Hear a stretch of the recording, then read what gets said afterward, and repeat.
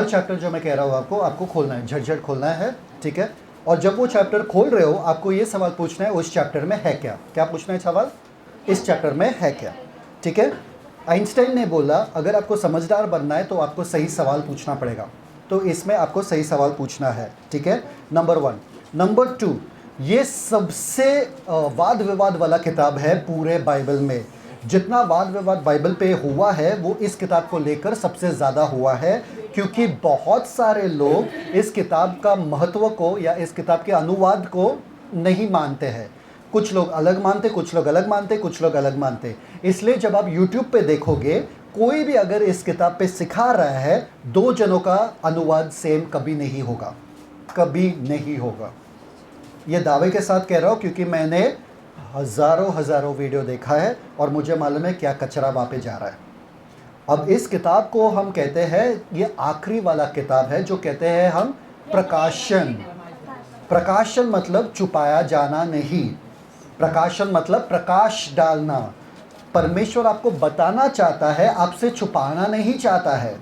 इसलिए लोग इसको कंफ्यूज कर देते हैं और पास्टर सब बिलीवर्स को लगता है ये वाला जो किताब है सिर्फ पास्टरों को समझ में आएगा, हमको समझ में नहीं आएगा, ठीक है। इसमें अजगर रहता है, इसमें घोड़े रहते हैं, 4 किस्म के घोड़े रहते हैं, इसमें टिड्डिया जैसे डीमन लोग रहते हैं, क्या बोलते हैं उसको, दुष्ट आत्मा रहते हैं। बहुत गड़बड़। इसमें एक बीस्ट आता है, कैसा जानवर आ जाता है, क्या हो रहा है इसमें, हमारे दिमाग में तो बैठता नहीं है, ठीक है। तो पूरे दुनिया के पास्टर लोग या पूरे दुनिया के लोग ऐसा अपने अपने तरीके से अनुवाद करते जाते हैं, okay. One of the first किताब या एक सबसे पहले वाले जो किताब में मेरा दिलचस्पी लगा वो ये है, क्योंकि मैं सोचता था कि अगर परमेश्वर ने प्रकाशित वाक्य सबसे आखिरी रखा, अगर परमेश्वर ने प्रकाशित वाक्य वो टाइटल ही दिया, तो मतलब परमेश्वर हमको कुछ साधारण रीति से समझाना चाहते हैं।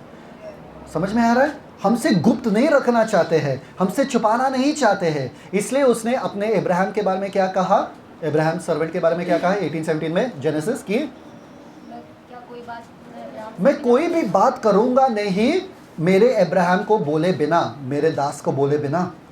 तो परमेश्वर बोल रहे ये पूरा जो जर्नी हमारा कल से लेके आज तक, पूरे उत्पत्ति से लेके जूड यहूदा तक, जो कुछ हमने देखा, उछल पुछल, ये वो सबके हाथों में जा रहा है। बहुत सारे देश लड़ाई कर रहे हैं ताकि पूरे दुनिया पे कब्जा कर रहे, और फिर इजराइल आ रहा है, इजराइल जा रहा है, कोई मान, सब कुछ तहस नहस, सब कुछ। अब क्या होगा जब परमेश्वर फाइनली अपने हाथों में सब चीज लेता है?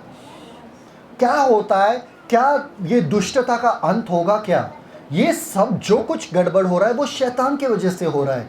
क्या शैतान का कुछ अंत होगा? क्या परमेश्वर शैतान को खत्म करेगा? क्या इस दुनिया पे कभी भी शांति आ सकता है? क्या इस दुनिया पे कभी भी वो 20 राजा देखा, कभी ऐसा कोई राजा आएगा क्या जिसके आने से, जिसके सल्तनत से हमको शांति मिल सकती है, जो एकदम शांत वाला माहौल ला सकता है? क्या कोई ऐसा राजा आएगा क्या?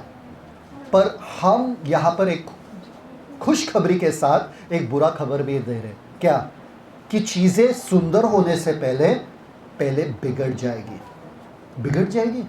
अभी तक तो बिगड़ी हुई थी, अभी तक तो बहुत गड़बड़ हो रहा था ना। नहीं, बदतर से जितना बदतर हो सकता है उतना हद तक, उस हद तक बदतर होके फिर धमाका होगा और एक सीन आएगा जो हम बाद में देखेंगे। समझ में आ रहा है?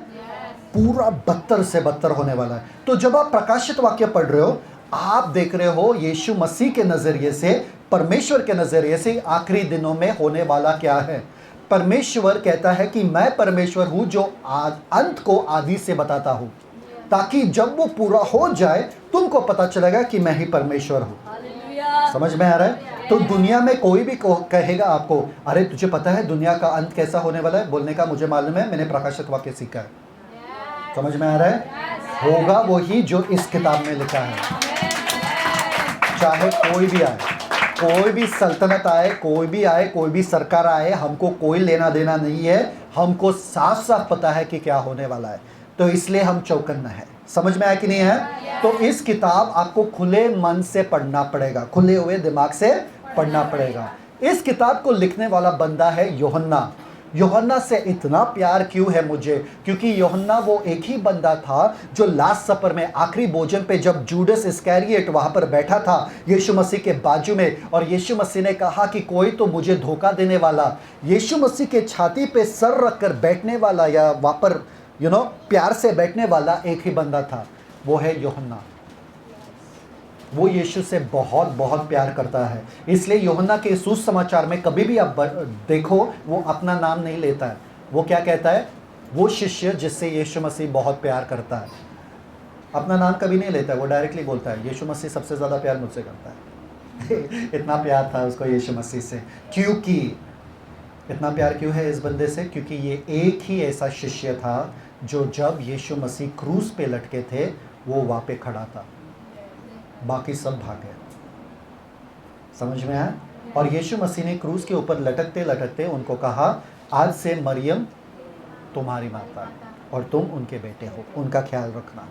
क्योंकि उनको पता था ये जिम्मेदार व्यक्ति है, अगर मेरे क्रूस तक ये बंदा आ सकता है, मेरे माँ को भी संभाल सकता है। अगर मेरे माँ को संभाल सकता है, इतना बड़ा प्रकाशित वाक्य भी ये ही संभाल सकता है। आमीन। जब तुम विश्वास योग्य रहोगे, यीशु मसीह और बड़े बड़े चीज़ें आपको देते जाएंगे। समझ में आया? छोटे चीज़ में विश्वास योग्य रहो। आमीन। तो मेरा एक ऐसा अनुमान है, पतरस को ये प्रकाशित वाक्य नहीं दिया। क्यों नहीं दिया? पतरस बड़बड़ बहुत करता था, खाली फुकट का बड़बड़ बहुत करता था। ऐसे लोग हैं ना जो बहुत बड़बड़ करते हैं, आपको पता है ना? पतरस बहुत बड़बड़ करता था। तो अगर प्रकाशित वाक्य में कुछ हो रहा है तो पतरस बीच बीच में बोलता था और पूरा बहुत बहुत कंफ्यूजन हो जाता था। पौलुस को क्यों नहीं दिया? क्योंकि पौलुस बहुत थियोलॉजी वाला बंदा है। पौलुस एक ऐसा शार्प बंदा था जो कहता है, ऐसा लिखा है उसके खत में कि तुम शादी करो, पर ऐसा बेहतर है कि तुम शादी ना करो। पर तुमको शादी करना है कि ना करना है तुम्हारे ऊपर है, बेहतर है कि तुम शादी ना करो। अरे क्या बोलना चाहते भाई? कुछ तो साफ बोलो कि शादी करे कि ना करे। समझ में आ रहा है? तो वो बहुत थियोलॉजी बहुत ऐसा करता है, तो बीच बीच में अपना थियोलॉजी डाल देंगे रेवलेशन में, प्रकाशित वाक्य में, तो वैसे ही कंफ्यूज हो जाएंगे भाई। परमेश्वर एक ऐसा बंदा के लिए ढूंढ रहा था जो ब्लैक एंड वाइट है, साफ, काला तो काला, सफ़ेद तो सफ़ेद। क्यों? वो अपना दिमाग नहीं लगाएगा इसमें, जैसा दिख रहा है वैसा लिखेगा। और यूहन्ना वैसा बंदा था। आमीन। यीशु मसीह ने कहा क्या यूहन्ना को कभी ये मिलेगा? प्रकाशित वाक्य कभी कहा कहीं पे? हाँ कहा। अरे सब लोग सोचते कहा पतरस। हाँ, जब यीशु मसीह पतरस को कह रहे थे क्या तुम मुझसे प्यार करते हो, तो ये पतरस ने कहा क्या? हाँ यीशु। तीन बार पूछे थे ना पुनरुत्थान के बाद, है ना? तो पतरस देखा पीछे से यूहन्ना आ रहा है। पतरस ने बोला जैसे कि हमारी खुजली होती है, इसके बारे में क्या? इसको भी लेक्चर दो ना, सिर्फ मुझे लेक्चर मिल रहा है, इसको बोलो ना। यूहन्ना पीछे से आ रहा था। यीशु मसीह ने एक सवाल, एक चीज़ कहा वहाँ पे, तुझे क्या अगर मैं चाहता हूँ कि वो जिंदा रहे जब तक मैं लौटूँ ना? और सबको लगा यूहन्ना कभी मरेगा नहीं।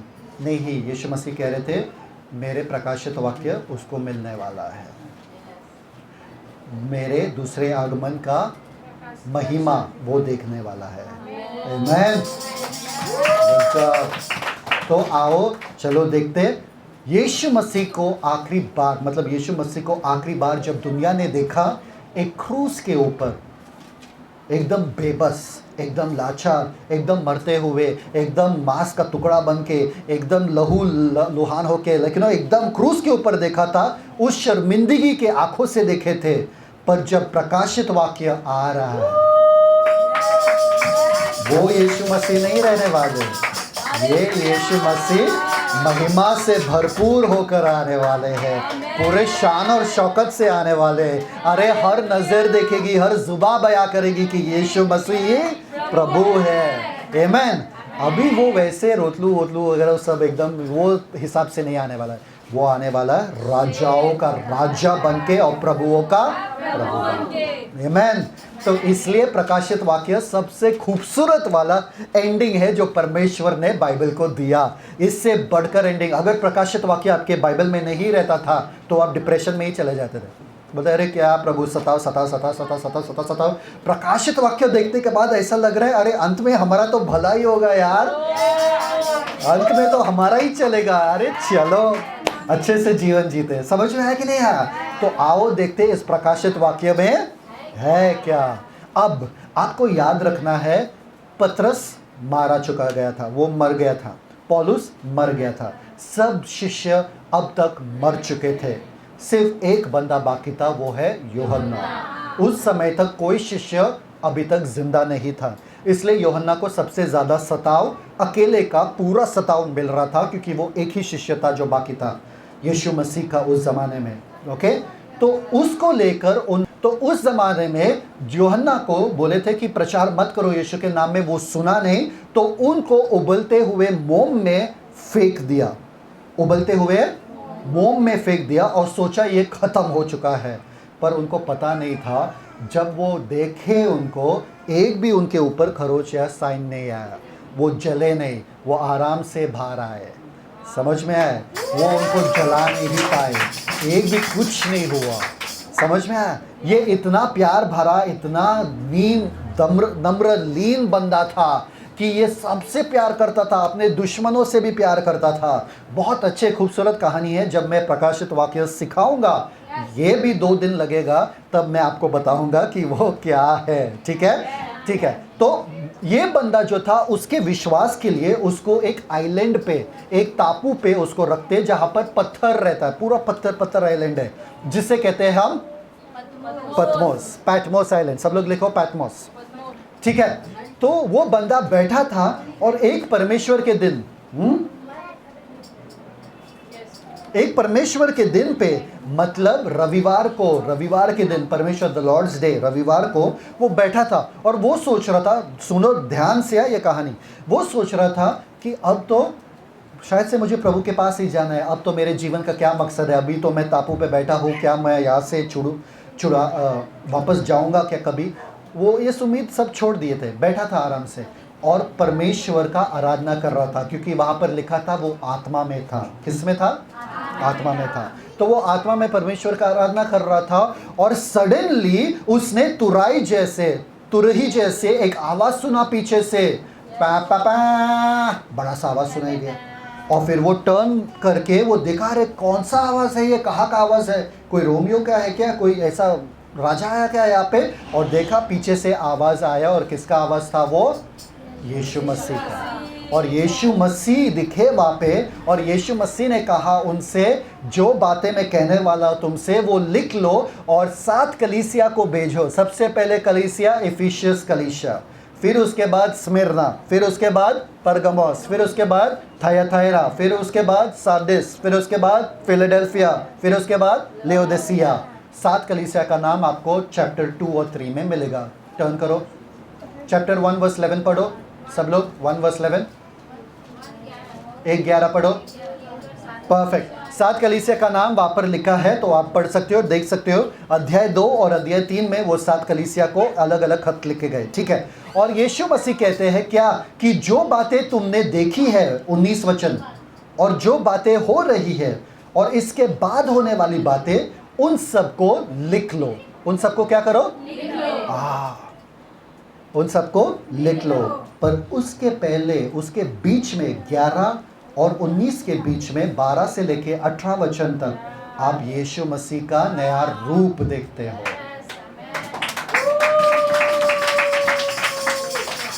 कोई बता सकता है मुझे उनके आंखें कैसे थे? आग की ज्वाला के समान। गुड, आग के ज्वाला के समान। उनके बाल कैसे थे? सफेद ऊन के समान। उनके हाथ कैसे थे? हाथ में क्या था? उनके पैर 7 तारे। Good job. उनका आवाज कैसा था? बहुत सारे पानियों के समान। बहुत सारे पानियों के समान। और उनका पैर कैसे थे? पीतल के समान। उठाए हुए पीतल के समान। परफेक्ट। और उनके मुंह से क्या निकल रहा था? 2 धारी तलवार। समझ में आ रहा है कि नहीं आ रहा है? ये वो यीशु नहीं है जो मेमना, जो शेपर्ड है, चरवाहा है, एकदम नम्र होके आता है। ये अधिकार वाला यीशु है। यहूदा का शेर। मतलब आज अगर आप यीशु को देखना चाहते हो, यीशु कैसे दिखेंगे? ऐसे। कैसे? ऐसे। सबको लग रहा है यीशु एकदम नहीं, यीशु अब अधिकार में है। अब मेरा अंत का समय आ रहा है, अब मैं अधिकार में हूँ, अब मैं अधिकार से चल रहा हूँ। मेरा ही अधिकार, मेरा कलीसिया को पहला मुझे सीधा करना है। किसको सीधा करना है पहले? कलीसिया को। इसलिए आपने किसका खत पढ़ा नए नियम में? पौलुस का। आपने पतरस का खत पढ़ा है ना, पत्री पढ़े। आपने याकूब का पढ़ा, आपने यहूदा का पढ़ा, आपने यूहन्ना का पढ़ा, अब यीशु का पढ़ो। यीशु का 7 खत है। कौन से? 7 कलीसिया के लिए, कि यीशु क्या सोचते हैं उन कलीसिया के बारे में। यीशु के तरफ से वो खत है। समझ में आ रहा है कि नहीं आ रहा है? अध्याय 2 और अध्याय 3 पढ़ो, आपको यीशु के दिमाग में क्या है कलीसिया के लिए आपको पता चल जाएगा। पहला कलीसिया कौन सा है? इफिसुस। Thank you father. ये 3 भागों में डिवाइडेड है। पहला हम देखेंगे, 3 भागों में प्रकाशित वाक्य डिवाइडेड है। पहला अध्याय जो तुमने देखा, क्योंकि यीशु मसीह ने क्या बोला उनको? जो तुमने देखा, जो है और जो होने वाला है वो लिखो। तो मतलब पास्ट, प्रेजेंट और फ्यूचर, मतलब भूतकाल, वर्तमान काल और भविष्य काल। ठीक है, पास्ट में हम देखें चैप्टर 1, जो तुमने देखा है। दूसरा और तीसरा अध्याय जो तुमने, जो अब है, जो अब हो रहा है तुम्हारे कलीसिया में। पतमोस आइलैंड पे ये बंदा था, उसके दिमाग में यही रहा कि मेरे कलीसिया के साथ क्या हो रहा है। यीशु मसीह ने उनको बैठे बैठे वहाँ पर दिखा दिया कि कलीसिया के साथ क्या हो रहा है। आप लोग आपके घर में क्या कर रहे हो हमको पता चल जाएगा, ध्यान से। हाँ, यीशु मसीह बताते हैं। हाँ, तो ध्यान से। ब्रदर के खिलाफ कुछ बोले तो पता चलेगा। ठीक है, अरे नहीं बोलते, मुझे पता है। ठीक है, और तीसरा और आखिरी है 4 अध्याय से लेके 22 अध्याय तक। कितना? 4 से 22 जो होने वाला है। सब बोलो। पहला अध्याय जो तुमने देखा, दूसरा और तीसरा अध्याय जो है, और आखिरी अध्याय चौथा 4 से लेके 22 जो बातें होने वाली हैं। परफेक्ट। तो अगर किसी ने भी नींद में भी पूछा कि प्रकाशित वाक्य के विभाजन बताओ, तो क्या बताओगे आप? 3 है, जो है, जो था, जो है और जो आने वाला है। सिंपल। पहला अध्याय क्या है? दूसरा, तीसरा और चौथा से लेके 22। परफेक्ट। ये 7 कलीसिया के लिए लिखे गए थे, जो 7 कलीसिया ये एरिया में थे। कौन से एरिया में? ऊपर वाले एरिया में। आपको पता है ना जूड़ा कहाँ पर है? नीचे दिख रहा है जूड़ा? किधर है लकड़ी यार? लकड़ी दो ना यार। Thank you father. दिख रहा है जूड़ा कहाँ पर है? और ये 7 कलीसिया यहाँ पर है, और ये 7 कलीसिया जहाँ पर है ना, उससे थोड़ा दूर पतमोस का टापू है जहाँ पर यूहन्ना बैठा था। ठीक है, सबसे पहला कलीसिया क्या है? दिखाई दे रहा है सबको? इफिसुस। सब लोग बोलो इफिसुस। 2 अध्याय में आपको पता चलेगा। पहला कलीसिया कौन सा है? इफिसुस। और वो कैसा चर्च था? लिखा है यहाँ पे, लिखा है बिना प्रेम का उन्होंने अपना पहला प्यार छोड़ दिया। इफिसुस अपना पहला प्यार छोड़ दिया। दूसरा कलीसिया कौन सा है? स्मिरना। स्मिरना अच्छा चर्च था क्योंकि उनके ऊपर सताव हो रहा था, तो इसलिए वो विश्वास में दृढ़ थे, अच्छे थे। तीसरा चर्च का नाम है परगनम। समझौता वाला चर्च था। क्या था? समझौता वाला कलीसिया। तो यीशु मसीह डांटते उनको। फिर चौथा क्या है? तुआतीरा, तायतीरा। ठीक है, वो चर्च क्या है? दुष्ट चर्च है, करप्ट चर्च। करप्ट मतलब भ्रष्ट चर्च है, भ्रष्ट कलीसिया है। सारदिस। 5वां चर्च कौन सा है? सरदिस। किसको सरदिस हुआ? ठीक है, सरदिस चर्च है। ठीक है, वो क्या है? मरा हुआ चर्च। क्या है? उनको कुछ फर्क ही नहीं पड़ता। बोल रहे अरे जी रहे तो जी रहे, मर रहे तो मर रहे, चल रहा है तो चल रहा है। कुछ लोग हमारे इसमें ऐसे है ना, पता कि नहीं पड़ता। अरे है क्रिस्ती भी, अरे है ये भी है, वो भी है, सब है, चलता है, सब चलता है। मरे हुए लोग कुछ नहीं। हाँ, उनको फ़र्क नहीं पड़ता क्या चल रहा है। Sardis church. ओके, पढ़ना चाहिए उनमें, क्योंकि उसके बारे में लिखा है, नाम लिखे हैं जीवन के किताब में। ठीक है, और नेक्स्ट आता है फिलाडेल्फिया, जो विश्वास योग्य चर्च है। अरे खूबसूरत चर्च है, उसमें बड़ा सीक्रेट भी है जो मैं जब रेवलेशन सिखाऊंगा वो बताऊंगा। ठीक है, अभी सीक्रेट नहीं बताऊंगा, पर बहुत खूबसूरत चर्च है। उसी में, उसी कलीसिया के बारे में लिखा है कि क्या? अगर मैं दरवाज़ा खोलता हूँ तो कोई उसे बंद नहीं कर सकता, अगर मैं बंद करूँ तो कोई वो दरवाज़ा। अगर आप कुछ अपने प्रयत्न से कोशिश करो करने के लिए और नहीं हो रहा है तो छोड़ दो, परमेश्वर ने वो दरवाज़ा बंद रखा है। ज़्यादा देर तक उस चीज़ में अपना टाइम वेस्ट मत करना। समझ में आ रहा है? और आखिरी वाला चर्च कौन सा है? लौदीकिया। लौदीकिया वाला चर्च वो वाला चर्च था, सब लोग बोलो उल्टी, उल्टी वाला चर्च था। यीशु मसीह ने बोला मैं उल्टी कर दूंगा तुमको, चल रहा, मैं उल्टी कर दूंगा तुमको। समझ में आ रहा है? क्यों? ना तो ये ठंडे थे ना तो ऐसे है क्या गुनगुने वाले, ना तो यीशु के लिए ज़्यादा नहीं करने का और कम भी नहीं करने का, थोड़ा हिसाब हिसाब कर देने का, 50-50। ये 50-50 वाले बिस्किट्स थे। यीशु मसीह कह रहे हैं उनको तुम या तो गर्म हो जाओ या तो। अब इसमें बहुत ज़रूरी एक चीज़ है, यीशु मसीह यहाँ पर वादा हर एक चर्च को देता है। क्या वादा? कि जो जय पाएगा उसको कुछ ना कुछ तो मिलेगा। 7 तोहफे। कितने तोहफे? 7। वो क्या तोहफे है वो पढ़ लो, आपको पता चलेगा। समझ में आया? वो तोहफे ढूंढ लो, क्योंकि हर दिन आपका विजय वाला जीवन जो है आपको तोहफे दिलाता है। जब भी पाप करने का मन करता है और आप पाप नहीं करते हो, आपके लिए एक तोहफा तैयार है। समझ में आ रहा है? समझ में आ रहा है? जब भी यीशु को छोड़ने का मन करता है और आप नहीं छोड़ते हो, आपके लिए एक तोहफा तैयार है वहाँ पे। समझ में आ रहा है? तो बहुत खूबसूरत रीति से यीशु मसीह ने कहा भाई बने रहना, थामे रखना मुझे। क्यों?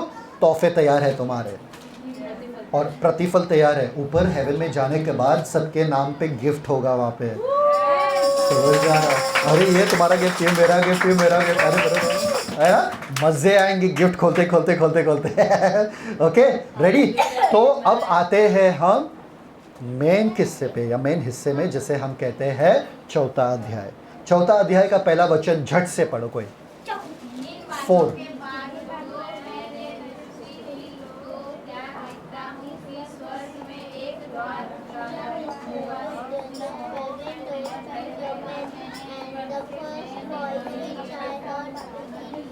हो गया? ठीक है। तो इन बातों के पश्चात क्या होता है? यूहन्ना वहां पर बैठा है और एक बड़ा सा आवाज आ जाता है, स्वर्ग में खुलता है, एक दर्शन आ जाता है वहां पे, और बड़ा सा आवाज वहां से आता है। क्या? यहाँ ऊपर आ जा और मैं वे बातें तुम्हें दिखाऊंगा जिनका इन बातों के बाद पूरा होना अवश्य है। यहाँ पर होता है हमारा रैप्चर। हम स्वर्ग चले जाते हैं, क्योंकि इसके बाद जो कुछ होने वाला है वो हमारे रैप्चर के बाद होने वाला है। कब होने वाला है? हमारे स्वर्ग जाने के बाद। आमीन। स्वर्ग जाने के बाद सबसे पहले आपको स्वर्ग में क्या दिखेगा? क्या दिखेगा? सिंहासन। यूहन्ना को क्या दिखा मालूम है क्या? एक बड़ा सा सिंहासन। सिंहासन कैसा था वो? Give me the Hindi words fast. सिंहासन कैसा था? मनी और सार्डिस, क्या? यशब और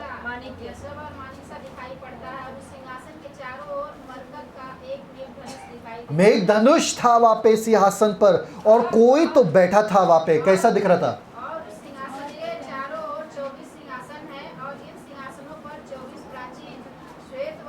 अरे बहुत आगे चले गए, बस बस बस बस बहुत आगे इंफॉर्मेशन दिया। ठीक है, तो उधर सिंहासन, कितना सिंहासन दिखाई दिया? एक सिंहासन, एक बड़ा सिंहासन दिखाई दिया। 24 बाद में आता है, एक दिया, एक ही है, एक सिंहासन दिखाई दिया। ठीक है, एक सिंहासन दिखाई दिया। जैसे आप यूहन्ना ऊपर चला गया, सबसे पहले वो जानना चाहता था कि क्या हो रहा है। सब जगह हलचल हो रहा है, सब जगह ख्रिस्ती लोग अपने विश्वास को छोड़ रहे हैं, सब जगह गवर्नमेंट में हलचल हो रहा है, सब उछल पुछल हो रहा है। और परमेश्वर को उसने सबसे पहला दर्शन दिया सिंहासन का। सिंहासन का मतलब क्या मालूम है क्या? दुनिया पे राज करता है एक ही, चलता है एक का ही, और सिंहासन पर बैठा एक ही।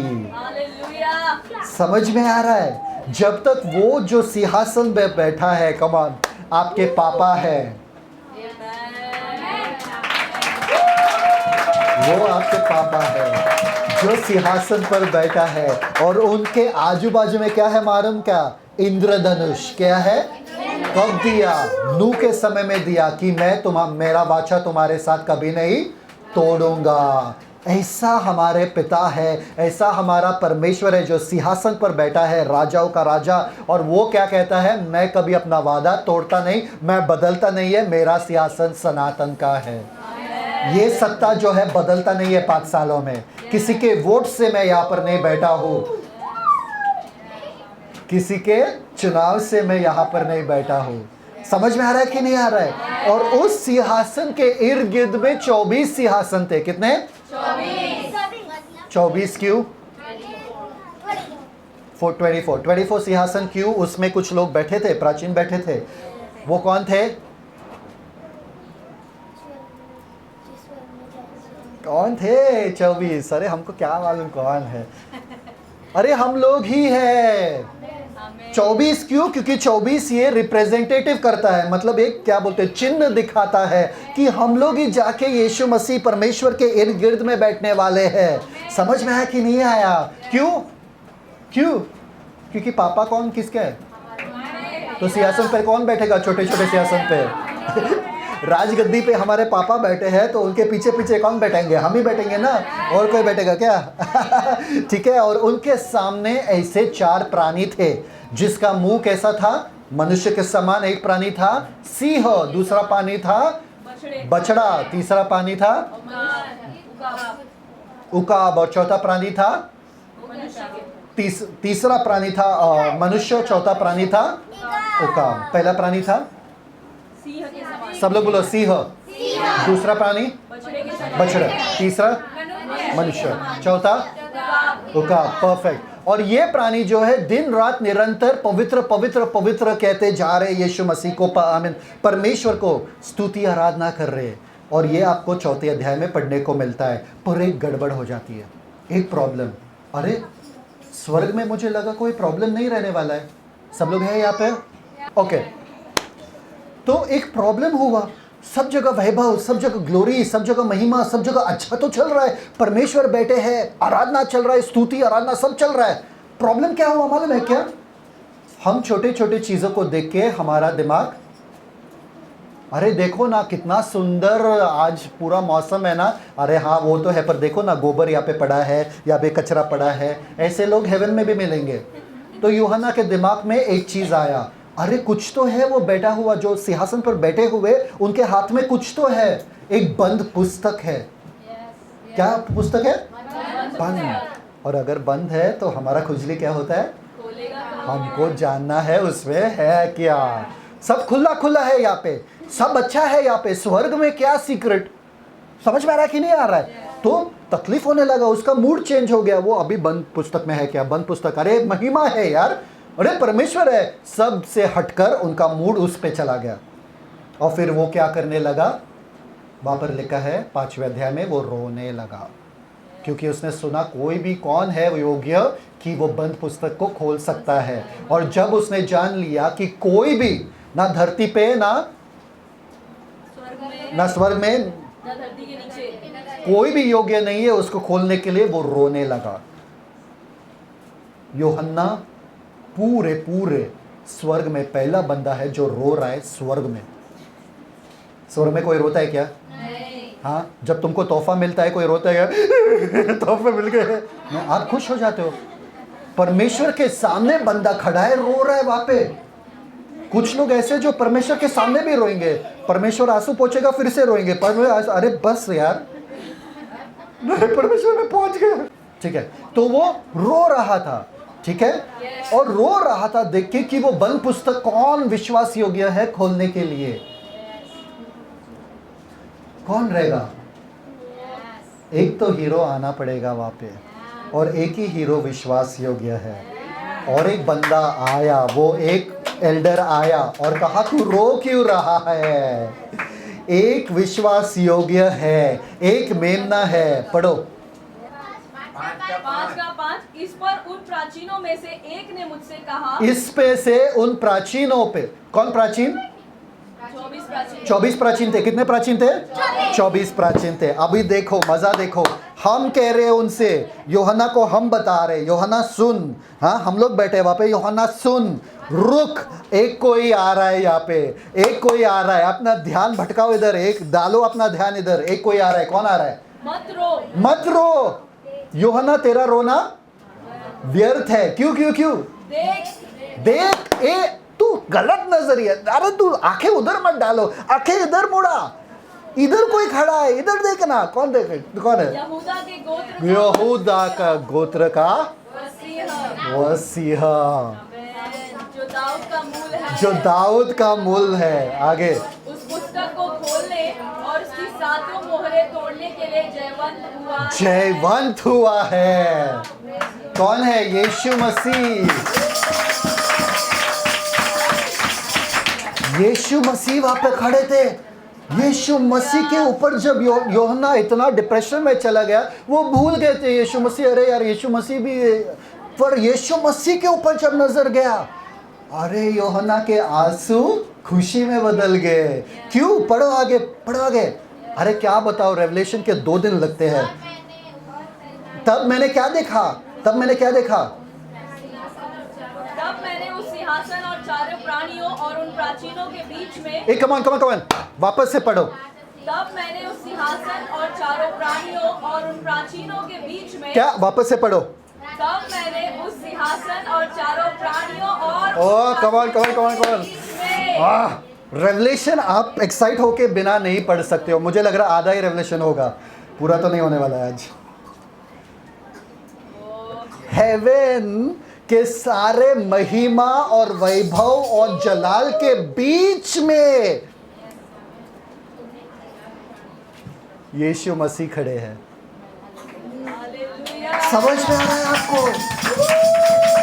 सबके बीच में वैभव, स्वर्ग का वैभव, स्वर्ग का जलाल, स्वर्ग का महिमा, स्वर्ग का सुंदरता उसके बंदे के वजह से है, जो बीच में खड़ा है वो है यीशु मसीह।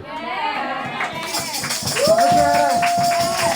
और जब इसके नजरे, अरे इससे खूबसूरत, इससे कुछ अच्छी बात है वहां पे, अरे अपने नजरे हटाकर यीशु पे डाले तो वहां पर क्या दिखा? आगे, मानो एक वध किया हुआ एक मेमना खड़ा था। एक एक वध किया हुआ मेमना खड़ा था वहां पे।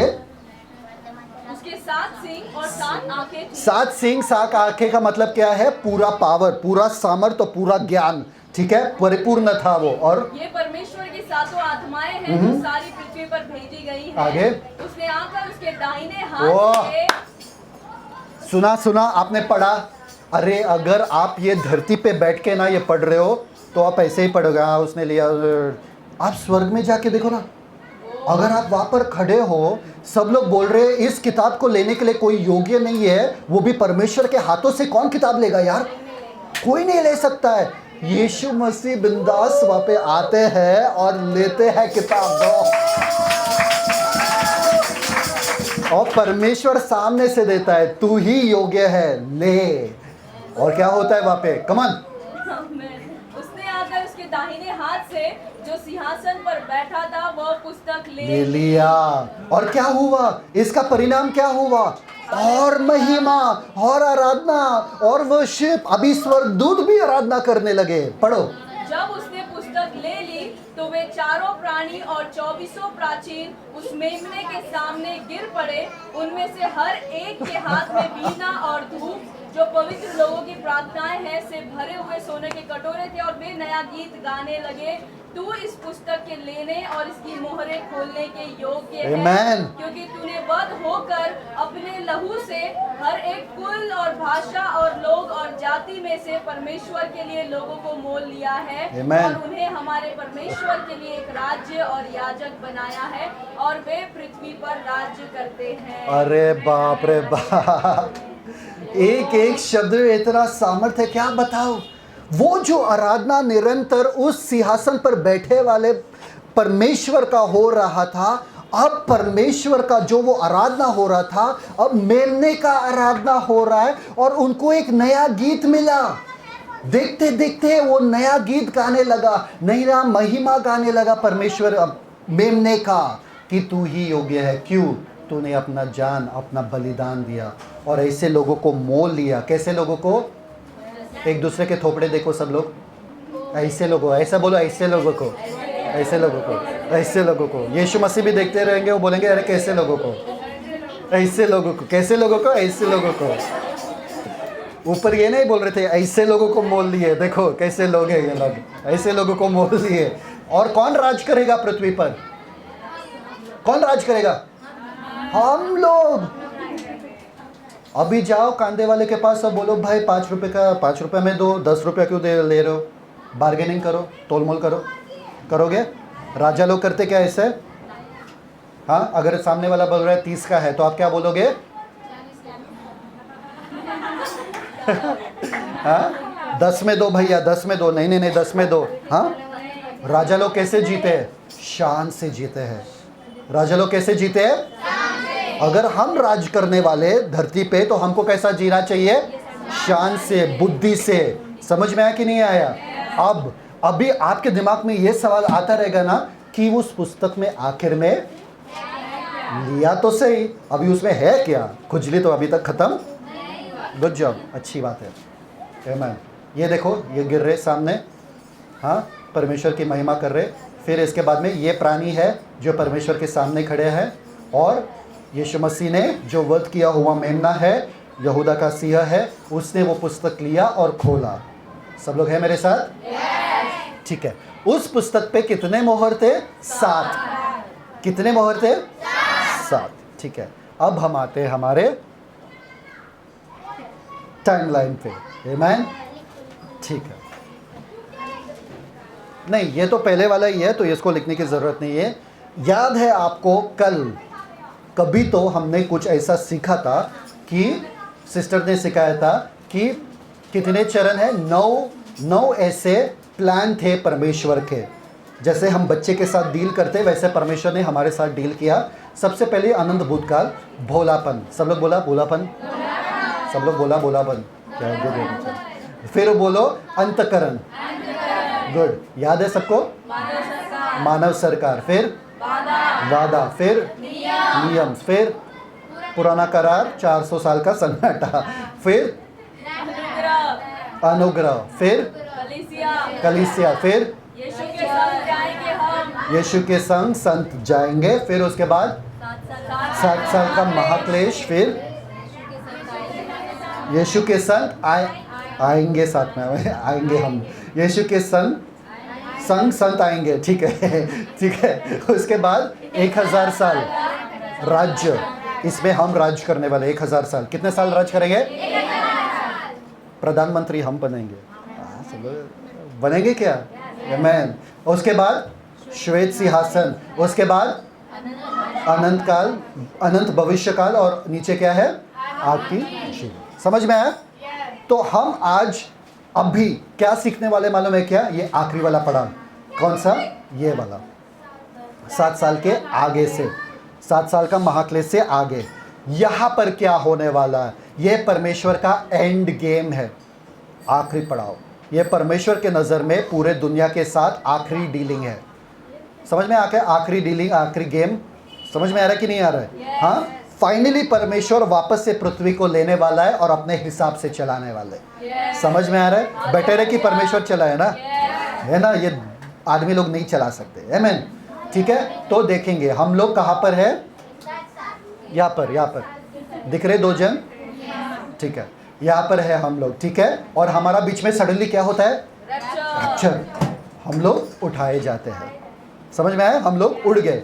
ओके। और उड़ने के बाद ऊपर क्या होगा? 4 से 5 अध्याय, प्रकाशित वाक्य का 4 से 5 अध्याय, 4 अध्याय और 5 अध्याय। ठीक है। हमको क्या मिलेगा वहाँ पे? यीशु के सिंहासन के सामने जाएंगे और हमको क्या मिलेगा वहाँ पे? गिफ्ट, तोहफे, रिवॉर्ड, रिकॉग्निशन। समझ में आ रहा है? हमको क्या मिलेगा वहाँ पे? प्रतिफल मिलेंगे। ठीक है। तो 4 और 5 अध्याय में अब पुस्तक खुली जाती है। सबको जानना है पुस्तक में है क्या? सब लोगों को जानना है पुस्तक में है क्या? ठीक है। अध्याय 6 से लेके अध्याय 9 तक, ये बहुत ही इंपॉर्टेंट है आपके लिए। अगर प्रकाशित वाक्य सीखते हैं, ये जो मैं बता रहा हूँ बहुत इंपॉर्टेंट है। अध्याय 6 से लेके अध्याय 9 तक आपको पहला हिस्सा 7 साल जो है 2 भाग में डिवाइडेड है। सब लोग बोलो 7 साल 2 भाग में डिवाइडेड है। 7 को 2 में डिवाइड करो तो कितना मिलता है? 3.5। 3.5 मिलता है। कितना? 3.5। पहले 3.5 साल थोड़ा कम सताव होता है, कम क्लेश का है, और आखिरी 3.5 साल को महाक्लेश कहते हैं। समझ में आया? पहले 3.5 साल क्या है? कम सताव। आखिरी 3.5 साल क्या है? महाक्लेश। सबके चेहरे को देख के ऐसा लग रहा है कि बहुत समझ में आ रहा है। समझ में आ रहा है? समझ में आ रहा है मेरे साथ सब लोग? हाँ हाँ, इसमें हम नहीं रहेंगे, हमारा रप्चर हो चुका है, तो इतना टेंशन मत लो इस बातों का, सिर्फ ध्यान देना, ठीक है? क्योंकि बाइबल में है इसलिए ध्यान देना है। अभी सब लोग बोले हम नहीं रहेंगे तो क्या फ़ायदा ध्यान देके। ऐसा मत, ठीक है? Okay, ready, let's go for it, ठीक है? तो सबसे पहले जब वो पहला मोहर खोलता है तो हमें पता चलता है उसमें आशीष तो नहीं लिखा है। वो मोहर में क्या लिखा है मालूम है क्या? वो किताब में क्या लिखा है मालूम है क्या? जजमेंट, न्याय, दुनिया के ऊपर, वो भी उस हिस्से के ऊपर जो इज़राइल के इर्द गिर्द है, जो उनके दुश्मन है। समझ में आ रहा है कि नहीं आ रहा है? 6वें अध्याय से, सॉरी 7वें से नहीं, 6वें से, सॉरी 6 से, ठीक है? तो 6 का फर्स्ट वाला खोलो। फिर मैंने देखा कि मेमने ने उन 7 मोहरों में से एक को खोला और उन चारों प्राणियों में से एक का गर्जन का सा शब्द सुना, आ नहीं, नहीं, ठीक है? तो 7 मोहरें खुलते हैं और एक एक मोहर खुलने पर एक एक विपत्ति या एक एक क्या बोलते हैं, विपत्ति या दंड प्रस्तुत हो जाता है वहां पे उस शहर के ऊपर जो इज़राइल के इर्द गिर्द में है, ठीक है? पहले विपत्ति या पहला मोहर जब खुलता है तो एक सफेद घोड़ा आता है। कौन आता है? सफेद घोड़ा आता है जिसके हाथ में धनुष है पर तीर नहीं। जिसके हाथ में धनुष है पर तीर नहीं, और जिसके सर पे मुकुट है। वो कौन है मालूम है? सब यीशु। मतलब सफेद घोड़े पे बैठा तो यीशु, मेरा राजकुमार आएगा ये सफेद घोड़े पे, स्वर्गदूत है। अरे वाह, ये मसीह विरोधी है। कौन है? मसीह विरोधी। अभी क्यों मसीह विरोधी आएगा? शांति के साथ, शांति का प्रतीत करता है। वो शांत कराएगा सबको। क्यों क्यों क्यों शांत कराएगा? क्या हुआ अभी अभी धरती पे? क्या हुआ अभी अभी? कुछ विश्वासी लोग सब गायब हो गए पूरी दुनिया से। हम लोग गायब हो गए ना। अगर ट्रेन चलाने वाला विश्वासी है, यीशु को जल्दी से अपनाओ भाई, ऐसा ट्रेन में मुझे नहीं बैठना है। समझ में आया? प्लेन चलाने वाला विश्वासी है तो गड़बड़ होगा कि नहीं होगा? ऐसा होने ही वाला है। समझ में आया कि नहीं आया? पूरा दुनिया तहस नहस होगा। टीवी चैनल चल रहा है, वहाँ पे न्यूज़ रिपोर्टर दे रहा है, सारे न्यूज़ रिपोर्टर गायब। कहाँ गए न्यूज़ रिपोर्टर? अरे चेयर ही कुर्सी पड़ा है वहाँ पे। समझ में आ रहा है कि नहीं आ रहा है? सब गाड़ियों में से गायब हो रहा है सब। समझ में आ रहा है? अगर ऐसा हुआ तो गाड़ी चलती जाएगी क्या? क्या होगा गाड़ी का? रिक्शा चलाने वाले, हाँ, बाइक चलाने वाले, इसलिए कभी भी किसी भी गाड़ी में बैठने से पहले पूछो, भैया तुम क्रिस्ती हो क्या? फिर ही बैठो। समझ में आया? वरना उड़ जाएगा, आप पीछे ना बैठ जाए। समझ में आ रहा? आपको भी उड़ना है। समझ में आ रहा? सेफ यही है, इसलिए यीशु को झट से अपनाओ, वरना पूछते बैठो सबको तुम क्रिस्ती हो क्या। समझ में आया? तो पहला वाला क्या है? शांत करा रहा है पूरे दुनिया को, क्योंकि पूरा दुनिया तहस नहस हो चुका है। सब इधर उधर गड़बड़ हो रहा है। टीवी पे सोचो क्या रिपोर्टिंग आएगा, और सडनली सारे लोग गायब हो गए। यहाँ पे सिर्फ पैंट शर्ट मिला, गायब हो गया बंदा। इधर कुछ भी हो सकता है, हमको नहीं पता है, हमारे समझ से परे है। समझ में आ रहा है कि नहीं आ रहा है? पूरा दुनिया में उछल पुछल। एक बंदा खड़ा हो जाएगा जो मसीह विरोधी है, जो कहेगा शांत। पर वो शांति को बरकरार रखने के लिए उसको थोड़ा बहुत झगड़ा भी करना पड़ेगा। इसलिए दूसरा घोड़ा आता है जो लाल वाला है, जिसे हम कहते हैं युद्ध। युद्ध वाला घोड़ा। शांति बरकरार रखने के लिए क्या होगा वहां पे? युद्ध। फिर तीसरा वाला घोड़ा आता है जो कौन से कलर का है? कोई बता सकता है? तीसरा वाला घोड़ा पेल, क्या बोलते हैं? पीला, ब्लैक या पीला? पीला या फिर हरा, किसी ट्रांसलेशन में हरा भी है। Read in English. हिंदी में तो third one I am talking about.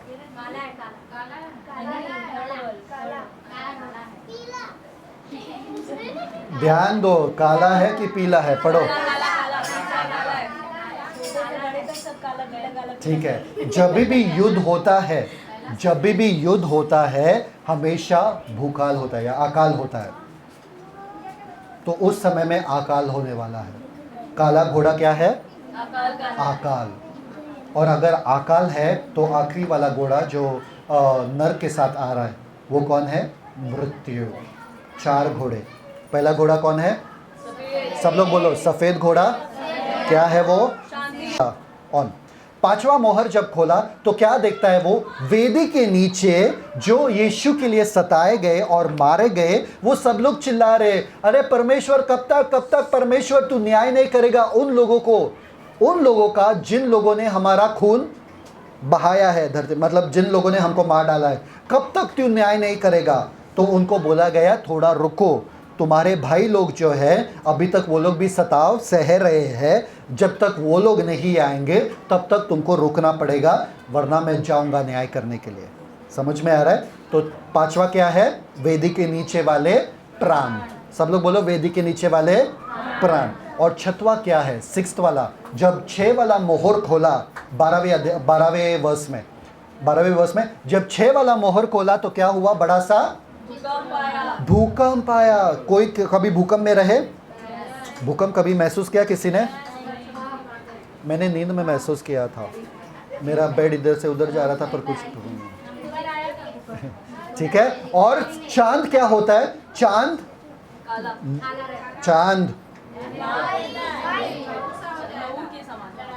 सूरज काला हो जाता है। अगर सूरज काला हो जाता है क्या होगा? तो ठंडी आएगी कि नहीं आएगी? बहुत ज़्यादा ठंडी। समझ में आया? तो स्वेटर वेटर उन लोगों को बोलो रखने के लिए, ठीक है। और चांद क्या होगा? चांद लहू लहू। चांद क्या होगा? और तारे आसमान से गिरेंगे और धरती को तहस नहस करेगा। अगर तारे आसमान से गिर रहे, आपको पता है एक तारा कितना होता है? साइज क्या होता है? सूरज से भी बड़ा होता है। धरती से बड़ा, सूरज से बड़ा होता है। अगर तारे गिर रहे तो क्या होगा? आपको पता है जब छोटे छोटे पत्थर ऐसे गिरते ना आसमान से, अगर छोटे पत्थर भी गिरे ना, एस्ट्रॉइड जिसे कहते हैं, पूरा जगह को तहस नहस कर सकता है, पूरे एक शहर को तबाह कर सकता है। आपको फिर भी यीशु नहीं चाहिए क्या? उस समय में रहना है आपको? Good job. तो फिर 6वें में क्या होता है? और सब लोग, बड़े बड़े राजा अधिकारी, सब लोग हड़े पड़े कर रहे, सब लोग भाग रहे उधर उधर, तितर बितर भाग रहे और कह रहे क्या? पत्थरों से कह रहे कि हम पे गिर जा, पहाड़ों से कह रहे हम पे गिर जा, हमको मार डालो। क्यों? क्योंकि मेमने के प्रकोप का दिन आया है। और मेमने के प्रकोप के सामने कौन खड़ा हो सकता है? आपको कुछ समझा नहीं यहाँ पे? किसका प्रकोप? शेर का। क्या मेमने का प्रकोप कभी किसी ने देखा है? मेमने को देखा गुस्से में कभी? कोई मेमना ऐसा है जो गुस्सा करता है? मेमने के प्रकोप का दिन आया है, मतलब यीशु मसीह के प्रकोप का दिन आया है। समझ में आया कि नहीं आया? पहले बार यीशु मसीह आए, प्यार से आए, समझ जाओ प्यार से, क्योंकि एक बार प्रकोप वाला दिन आएगा, फिर आप नहीं बच पाओगे। समझ में आया? गुड। फिर आता है छोटा सा मध्यंतर या छोटा सा एक ब्रेक, जो देखते हैं 7वें अध्याय में। 7वें अध्याय में कहता है, वो एक एंजल आता है और कहता है, रुक रुक रुक रुक रुक रुक, आगे वाला मोहर या आगे कुछ करने से पहले ये 12 गोत्र के 12,000 लोगों को, एक एक गोत्र से 12,000 लोगों को चिन्ह लगाओ, परमेश्वर का थप्पा लगाओ उनके ऊपर, ताकि उनके ऊपर कोई विपत्ति ना आए। तो 12 गोत्र के लोग, 12,000 एक गोत्र से, तो कितने लोग हो गए? 1,44,000। कितना? Good job, good job. 12 गोत्र का नाम वहां पर लिखा है और 1,44,000। कोई 12 गोत्र का नाम बता सकता है मुझे जल्दी? वहां पे जो लिखा है, पढ़ो पढ़ो जल्दी बोलो। अरे 12 गोत्र, हाँ बोलो ना, बोलो। यहूदा का गोत्र, रूबेन का गोत्र, गाद का गोत्र, आशेर का, और नप्तली, मनसे, समौन, लेवी, इस्साकार, जबूलून, यूसुफ, बिन्यामीन। ऊपर वाला भी पढ़ा ना। जुड़ा के पहले कोई है? जुड़ा इज द फर्स्ट वन। ठीक है, रीड द लिस्ट अगेन। यहूदा, रूबन, हाँ परफेक्ट, चलेगा। यहूदा, रूबन, ठीक है। ओके, कितने गोत्र है? 12 गोत्र का नाम आपको मिला यहाँ पे। फिर बाद में देखते एक और कंपनी वहाँ पर है जिसे कहते हैं ग्रेट ट्रिबुलेशन सेंट्स, मतलब वो लोग जो सताए जाएंगे इस महाक्लेश के समय में भी। याद है आपको, वेदी के नीचे वाले लोग कह रहे थे हमारे लिए न्याय करो धरती के लोगों के ऊपर। तो वो लोगों को क्या बोला गया? रुको, तुम्हारे भाइयों का भी सताव हो रहा है। उनको हम देखते हैं 7वें अध्याय के अगले पड़ाव में। 9वें वचन पढ़ो। इसके बाद मैंने दृष्टि की और देखो, हर एक जाति और कुल और लोग और भाषा में से एक ऐसी बड़ी भीड़ जिसे कोई गिन नहीं सकता था, श्वेत वस्त्र पहने और अपने हाथों में खजूर की डालियां लिए हुए सिंहासन के सामने Perfect. और मेमने के सामने खड़ी है। तो समझ में आया आपको? यहूदा लोगों के बीच में ये लोग बच गए और जेंटाइल्स अन्य जाति के बीच में ये लोग बचे, या ये लोगों को सताव हुआ, ये लोगों के ऊपर मनुष्य के तरफ से सताव हुआ। समझ में आ रहा है? तो 2 जनों का ग्रुप यहाँ पर बताया गया, ठीक है। तो ये लोगों का सताव हुआ है यीशु मसीह पे विश्वास रखने के लिए वजह से, उनको खत्म किया गया, मार्टियर, शहीद किया गया, ठीक है। अब आता है कौन सा वाला मोहर? 7वां। पहला मोहर क्या था? याद है?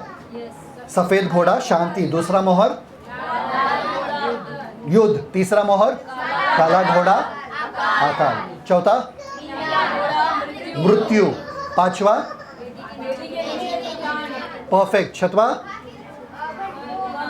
भूकंप, ठीक है। 7वां अभी तक नहीं आया, तो 8वें वचन का पहला वचन पढ़ो। जब उसने 7वीं मुहर खोली तो स्वर्ग में आधे घंटे तक सन्नाटा छाया। कितने घंटे तक? आधे घंटे। कितने घंटे तक? कहते हैं स्वर्ग में औरत नहीं है। स्वर्ग में कौन नहीं है?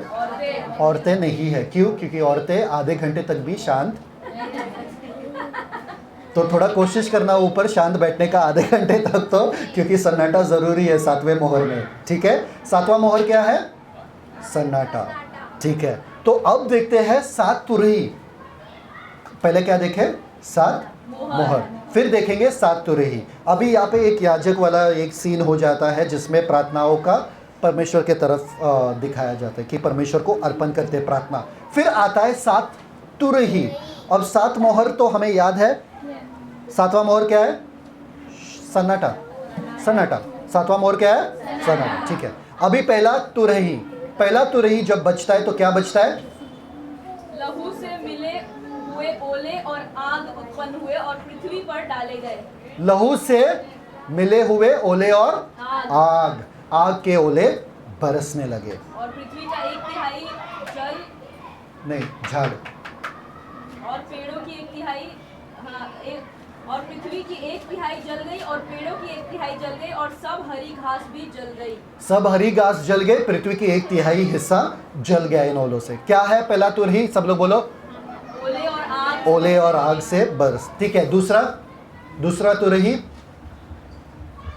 पढ़ो। तो जब दूसरे स्वर्गदूत ने तुरही फूकी तो मानो आग सा जलता हुआ एक बड़ा पहाड़ समुद्र में डाला गया और समुद्र का 1/3 लहू हो गया। समुद्र 1/3 लहू हो गया। अगर समुद्र का 1/3 लहू हो जाएगा तो क्या होगा बताओ?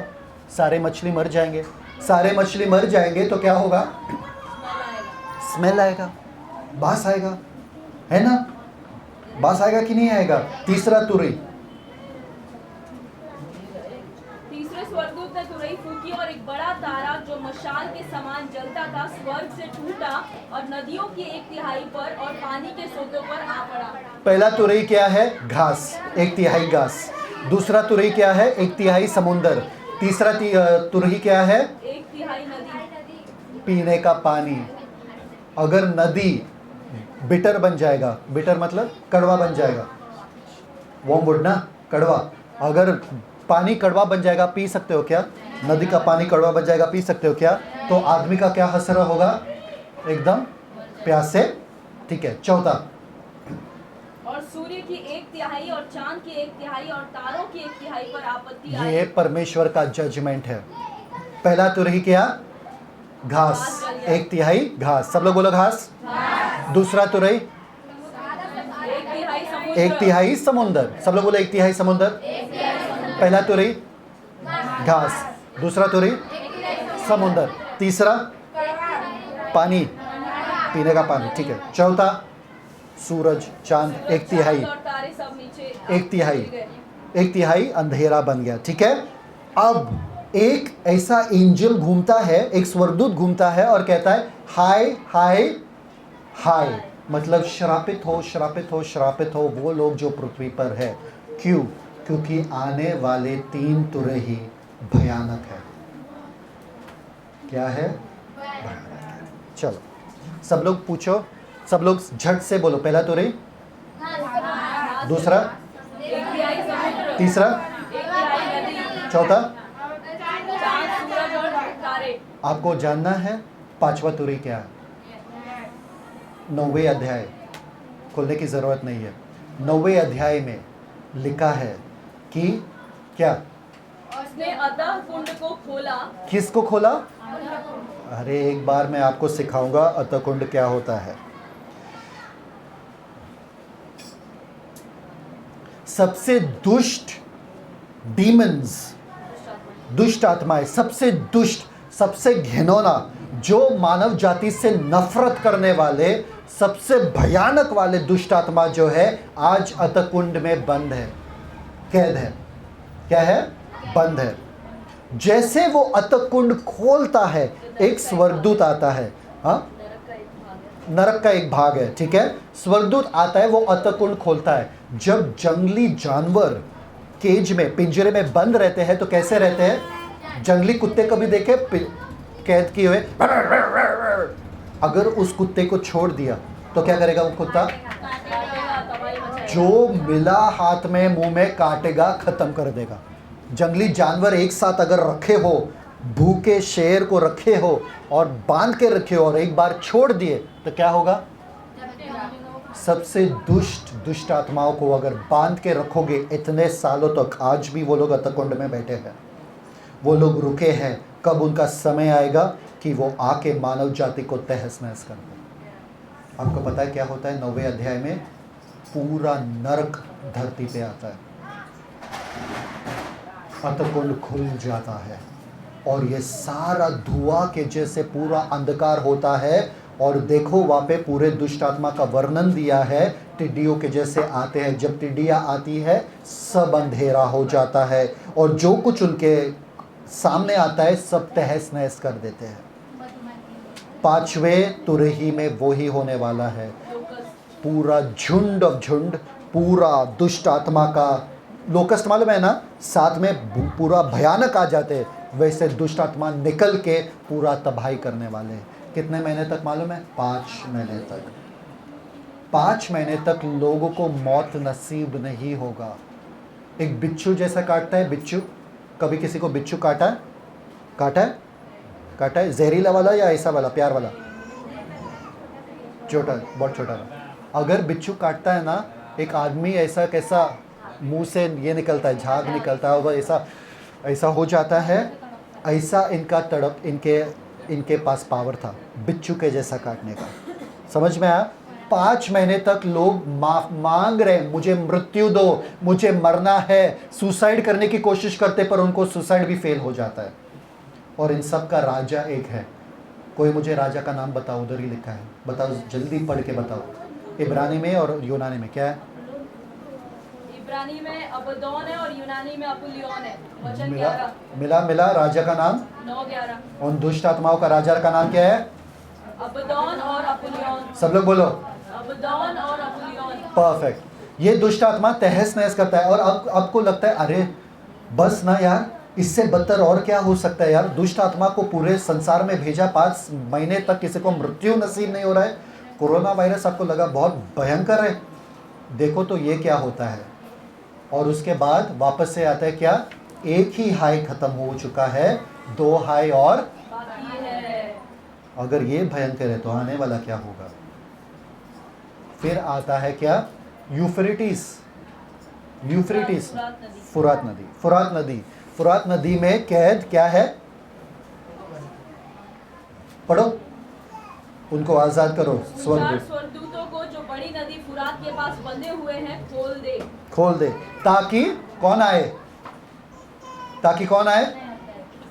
वे चारों दूत खोल दिए गए जो उस घड़ी और दिन और महीने और वर्ष के लिए मनुष्यों के एक तिहाई के मार डालने को तैयार किए गए थे। अब ऐसा एक बड़ा सा झुंड, बड़ा सा आर्मी, कितना? 20 करोड़ 20 करोड़ आर्मी, मनुष्य का आर्मी, या क्या बोलते हैं उसको, शैतान से भरा हुआ एक ऐसा झुंड आने वाला है पूरा तबाही करने के लिए। वो काफी नहीं था कि ये भी आ गया। कोई है मेरे साथ? पहला तुरही, क्या तुरही क्या था? घास। तुरही, सारे घास जल गए। दूसरा तुरही, एक तिहाई समुद्र, तुरही, एक तिहाई समुद्र, एक तिहाई घास, दूसरा तुरही, एक तिहाई समुद्र, तीसरा तुरही, एक तिहाई नदी, तीसरा तुरही, तीसरा हो गया ना, चौथा चौथा, ठीक है। पांचवा भूकंप, क्या? दुष्ट आत्मा, अतः कुंड का दुष्ट आत्मा है, ठीक है। और छठवा क्या है? 20 करोड़ का सेना, दुष्ट आत्मा से भरा हुआ सेना। समझ में आ रहा है? अब आप 9वें चैप्टर तक पढ़े हो, 9वें चैप्टर में पहुंच गए। इसमें यूहन्ना कह रहा है अरे बस करो, बस हो गया मेरे लिए। तो इसलिए यीशु मसीह उनको थोड़ा सा यहाँ पे क्या करते हैं? आराम देते हैं। 7वां तुरही तो बाकी है, अभी तक 7वां तुरही बची नहीं है। ओके, इसलिए यीशु मसीह उनको आराम देता है। पहुंच गए हम 3.5 साल के बीच में। कहाँ पे? 3.5 साल के बीच में। 3.5 साल के बीच में क्या क्या होता है वो आपको 10वें अध्याय से लेके 13वें अध्याय तक पढ़ना पड़ेगा, 12वें अध्याय तक। कौन से? 10वें अध्याय से लेके 12वें अध्याय तक पढ़ना है, ठीक है? सब लोग हैं? तो आपको सवाल पहला पूछना है, 6वें अध्याय से लेकर 9वें अध्याय में क्या हुआ? 7 तुरही और 6 तुरही और 7 मोहर, 7 मोहर 6 तुरही। सब लोग याद है ना? पहले 3.5 साल में अगर मैंने पूछा आपको क्या क्या हुआ तो आप क्या बोलेगा? 7 मोहर और 6 तुरही। यहाँ पे 7 लिखा है पर 6 है, ठीक है। और बीच हफ्ते में क्या होता है? 10 से लेके 12। सब लोग हैं मेरे साथ? 10 से लेके 12। अब यहाँ पर क्या होता है? 10वें अध्याय में उनको थोड़ा आराम मिलता है। किसको? आप लोगों को नहीं, यूहन्ना को, ठीक है। यूहन्ना को आराम मिलता है, आपको आराम नहीं मिलेगा 22वें अध्याय तक, ठीक है। ओके, यूहन्ना को आराम मिलता है और यीशु मसीह दिखते हैं, वापस से महिमा में दिखते हैं। एक पैर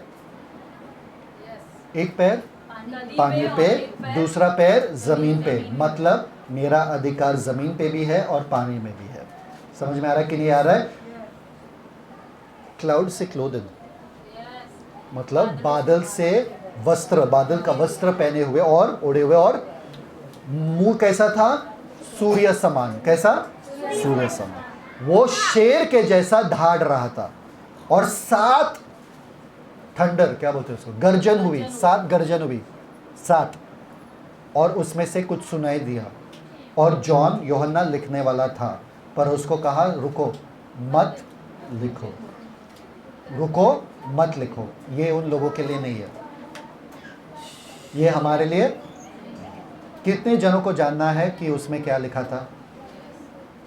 यीशु ने कहा हमारे लिए नहीं है, फिर भी खोज लिया लोगों को। देखो नहीं है ना तो नहीं है, छोड़ो ना, क्यों जानना चाहते हो? छोड़ो, अगर हमारे लिए था तो हमको मिलता था अच्छे से। हाँ, हमको सब चाहिए भाई, सब चाहिए, सब जानना है। वो सिर्फ यूहन्ना और यीशु के बीच में था, रहने दो उनके बीच में, ठीक है। फिर बाद में यीशु कहते हैं यूहन्ना को, ये स्क्रोल जो है वो खा लो, ये जो किताब मेरे हाथ में है ये खा लो। और जब यूहन्ना ने खाया तो क्या हुआ? पेट में क्या था?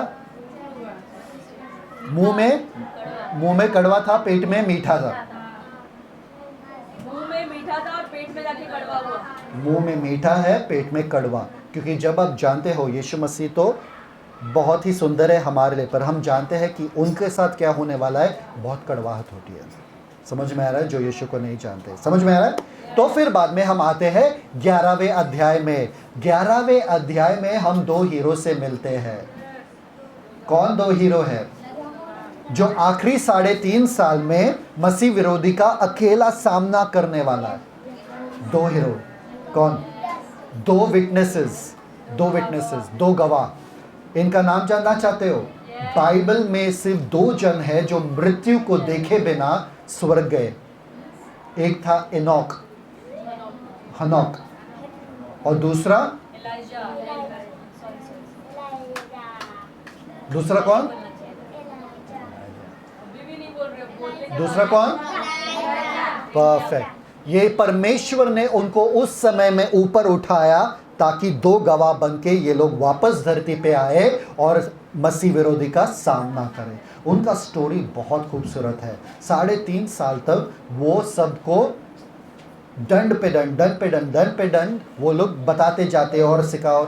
आग क्या बारिश को रोकते हैं और क्या करते हैं? क्या करते हैं? समुद्र को लहू लुहान करते हैं या लहू बनाते हैं और बहुत चिन्ह चमत्कार करते हैं। ये दोनों जन पूरा उछल पुछल करते हैं और अगर कोई उनको रोकने के लिए जाता है उनके मुंह से आग निकलता है और भस्म कर देता है सामने वाला खड़ा। आपको कैसा लगेगा अगर आप मार्केट जा रहे हो, बोले भाई, और वो मुड़ा करके आग आ गया उनके मुंह से, आपको कैसा लगेगा? बाल जल गए आपके से वैसे खड़े, बस पूरा बाल जल गया पूरा। अरे सिर्फ कुछ पूछने वाला था यार, क्या जला दिया। उनके पास कोई नहीं जा सकता है क्योंकि कोई जाता है उनके पास तो आग आ जाती है उनके मुंह से। समझ में आया कि नहीं? बहुत खतरनाक है ये 2 जन और पूरा दुनिया को उछल पुछल करने वाले हैं। और आखिर में ये मसीह विरोधी या वो बीस्ट, वो जानवर जो है, इनको खत्म करने वाले 3.5 साल के आखिरी में उसको, उन दोनों को खत्म करने वाले। अगर ये 2 जन खत्म हुए तो क्या होगा? पार्टी होगा, सारे दुनिया के लोग खुशी मनाएंगे ना। अरे फाइनली ये 2 आग वाले परमेश्वर की तरफ से गवाह थे, save for that। हाँ, ये दोनों परमेश्वर की तरफ से गवाह थे। समझ में आया कि नहीं? ये 2 जन एनोक और एलाइजा परमेश्वर की तरफ से आए ताकि लोगों को समझाए कि मन फिराओ, वापस परमेश्वर के पास आओ। ठीक है, सब लोग है ना मेरे साथ? ये 2 गवाह अगर मर गए तो क्या होने वाला है? पार्टी, लोग तोहफे भेजने वाले एक दूसरे को। हैप्पी गवाह मरने का दिन, क्या बोलेंगे? हैप्पी गवाह मरने का दिन, है ना? जयंती बोलते ना उसको, ठीक है ना? वो लोग खुशी मनाएंगे। कितने दिन तक उनका बदन जो है, बॉडीज, मरे हुए लाश जो है, यरूशलेम में रखा जाएगा, जमीन के ऊपर, रास्ते के ऊपर, सड़क के ऊपर, और सारा टीवी कैमरा वगैरह जूमिंग, जूम आउट। अरे ये देखो, तुम्हारे सामने सनसनी आज खबर है, ये 2 गवाहों का लाश देखो यहाँ पर पड़ा हुआ है। जब भी कोई नजदीक जाता था तो धुआं निकलता था, आग निकलता था, भस्म। आज ये लोग मर चुके हैं। 3.5 दिन तक ये चलता रहेगा, ये चलता रहेगा। पर उनको क्या पता, 3.5 दिन के बाद इन दोनों गवाह में जान वापस आने वाली है, वापस ये जी उठने वाले हैं। उसका रिकैप देखने लायक रहेगा। टीवी चैनल पे क्या दिखाएंगे? ये देखो, ढूम ढूम ढूम ढूम ढूम, ये उठे गवाह, अरे भागो सब लोग भागो, गवाह उठे। अरे ये देखो गायब हो रहे आसमान में। क्या होगा?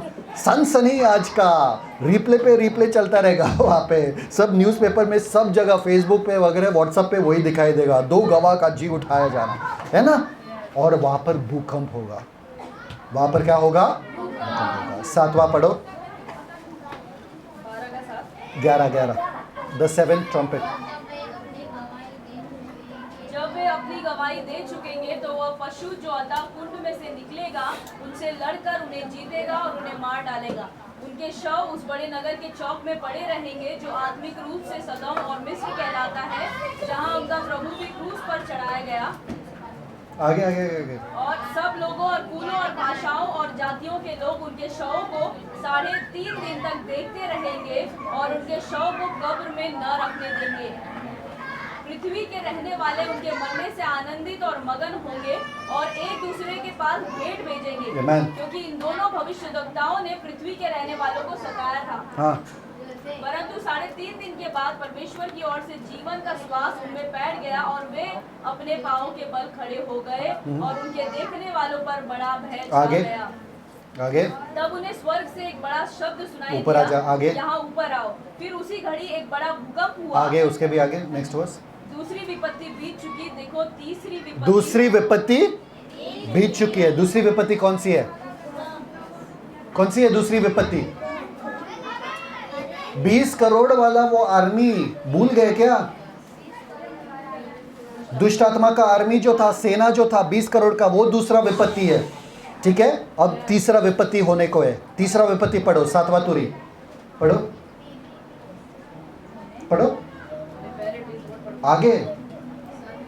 जब 7वीं तुरही फूकी तो स्वर्ग में इस विषय के बड़े बड़े शब्द होने लगे, जगत का राज्य हमारे प्रभु का और उसके मसीह का हो गया और वह युगानुयुग राज्य करेगा। परफेक्ट। अब 7वीं तुरी में क्या होता है? एक बड़ा सा घोषणा होता है।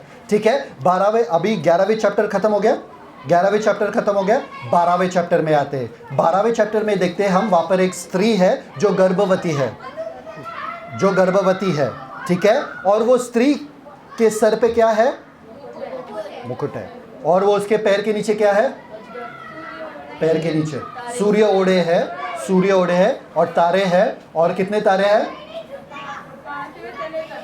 ठीक है, और नीचे क्या है? पैरों के नीचे क्या है? Fast, you are lost a word, revelation. चांद उसके पांव तले है। ये किसका दर्शाता है? इजराइल नेशन का दर्शाता है, इजराइल का। कौन है ये औरत? मरियम नहीं है, मदर मैरी नहीं है। सब लोग अपने ध्यान लगा दो यहाँ पे, मदर मैरी। सब लोग बोले मदर मैरी है, यीशु मसीह उसके पेट में है। नहीं नहीं नहीं नहीं नहीं, एक छोटा सा बच्चा वो जन्म देने वाला था, जन्म देने वाली थी, पर उसके सामने एक अजगर खड़ा था। कौन खड़ा था? कितने मुंडी थे अजगर का? 7 मुंडी थे। क्या?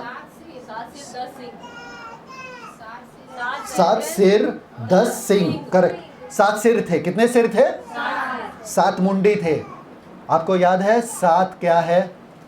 दानियल सिखाते समय मैंने आपको 8 राज्य के बारे में सिखाया।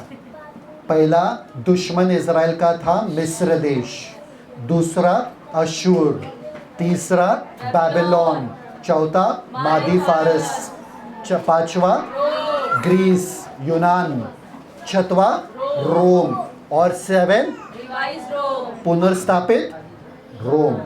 पुनर्स्थापित रोम। वापस से बोलो, इजिप्ट, अशूर, बाबिलोन,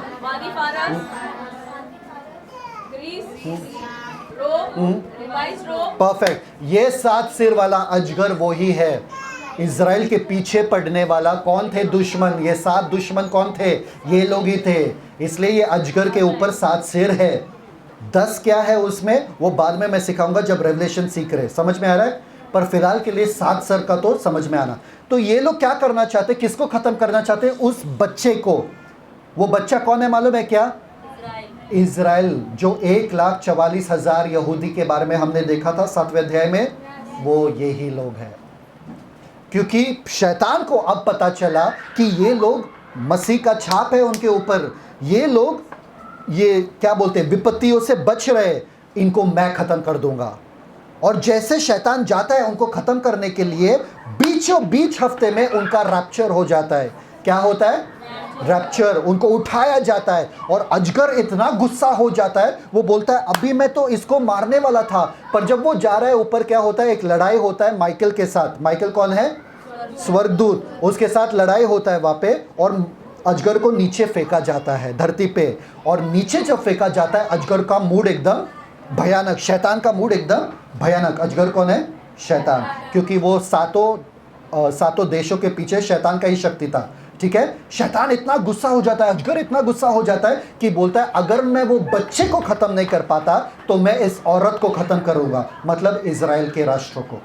तो वो क्या करता है? इजराइल के पीछे भागता है। और इजराइल के लोगों को पता चलता है कि अरे अभी ये अजगर हमारे पीछे भागने वाला है। तो वो लोग भागते हैं कहां पर? इदोम शहर में। याद है इदोम दिखाया? पत्थर वाले सारे घर बने हैं, याद है सब आपको, है ना? पत्थर गुफे में घर बने, वो लोग वहां पर जाके छिप जाएंगे। इजराइल जाके वहां पर छिप जाएंगे। इसलिए यीशु मसीह मत्ती के सुसमाचार में क्या कहता है? प्रार्थना करो कि तुम्हारा दौड़ना जो है ना वो सर्दी के मौसम में हो, ना शब्द के दिन पे हो, और ना तुम गर्भवती हो उस समय में, क्योंकि तुमको दौड़ने में मुश्किल होगी। समझ में आ रहा है कि नहीं आ रहा है? तो वो लोग दौड़ते दौड़ते वहां पर जाके छुप जाएंगे। और अजगर जब अपने सेना को भेजता है, अपने मुंह से आग उगलता है, पानी उगलता है, सेना भेजता है उसके पीछे भागने के लिए और पकड़ने के लिए, धरती फट जाती है और पूरा का पूरा सेना अंदर घुस जाता है। और वो औरत बची रहती है। ये होता है 12वें चैप्टर में, और ये असल में होने वाला है। समझ में आया? वापस से जाके 12वें चैप्टर पढ़ना। अब अजगर को आया गुस्सा।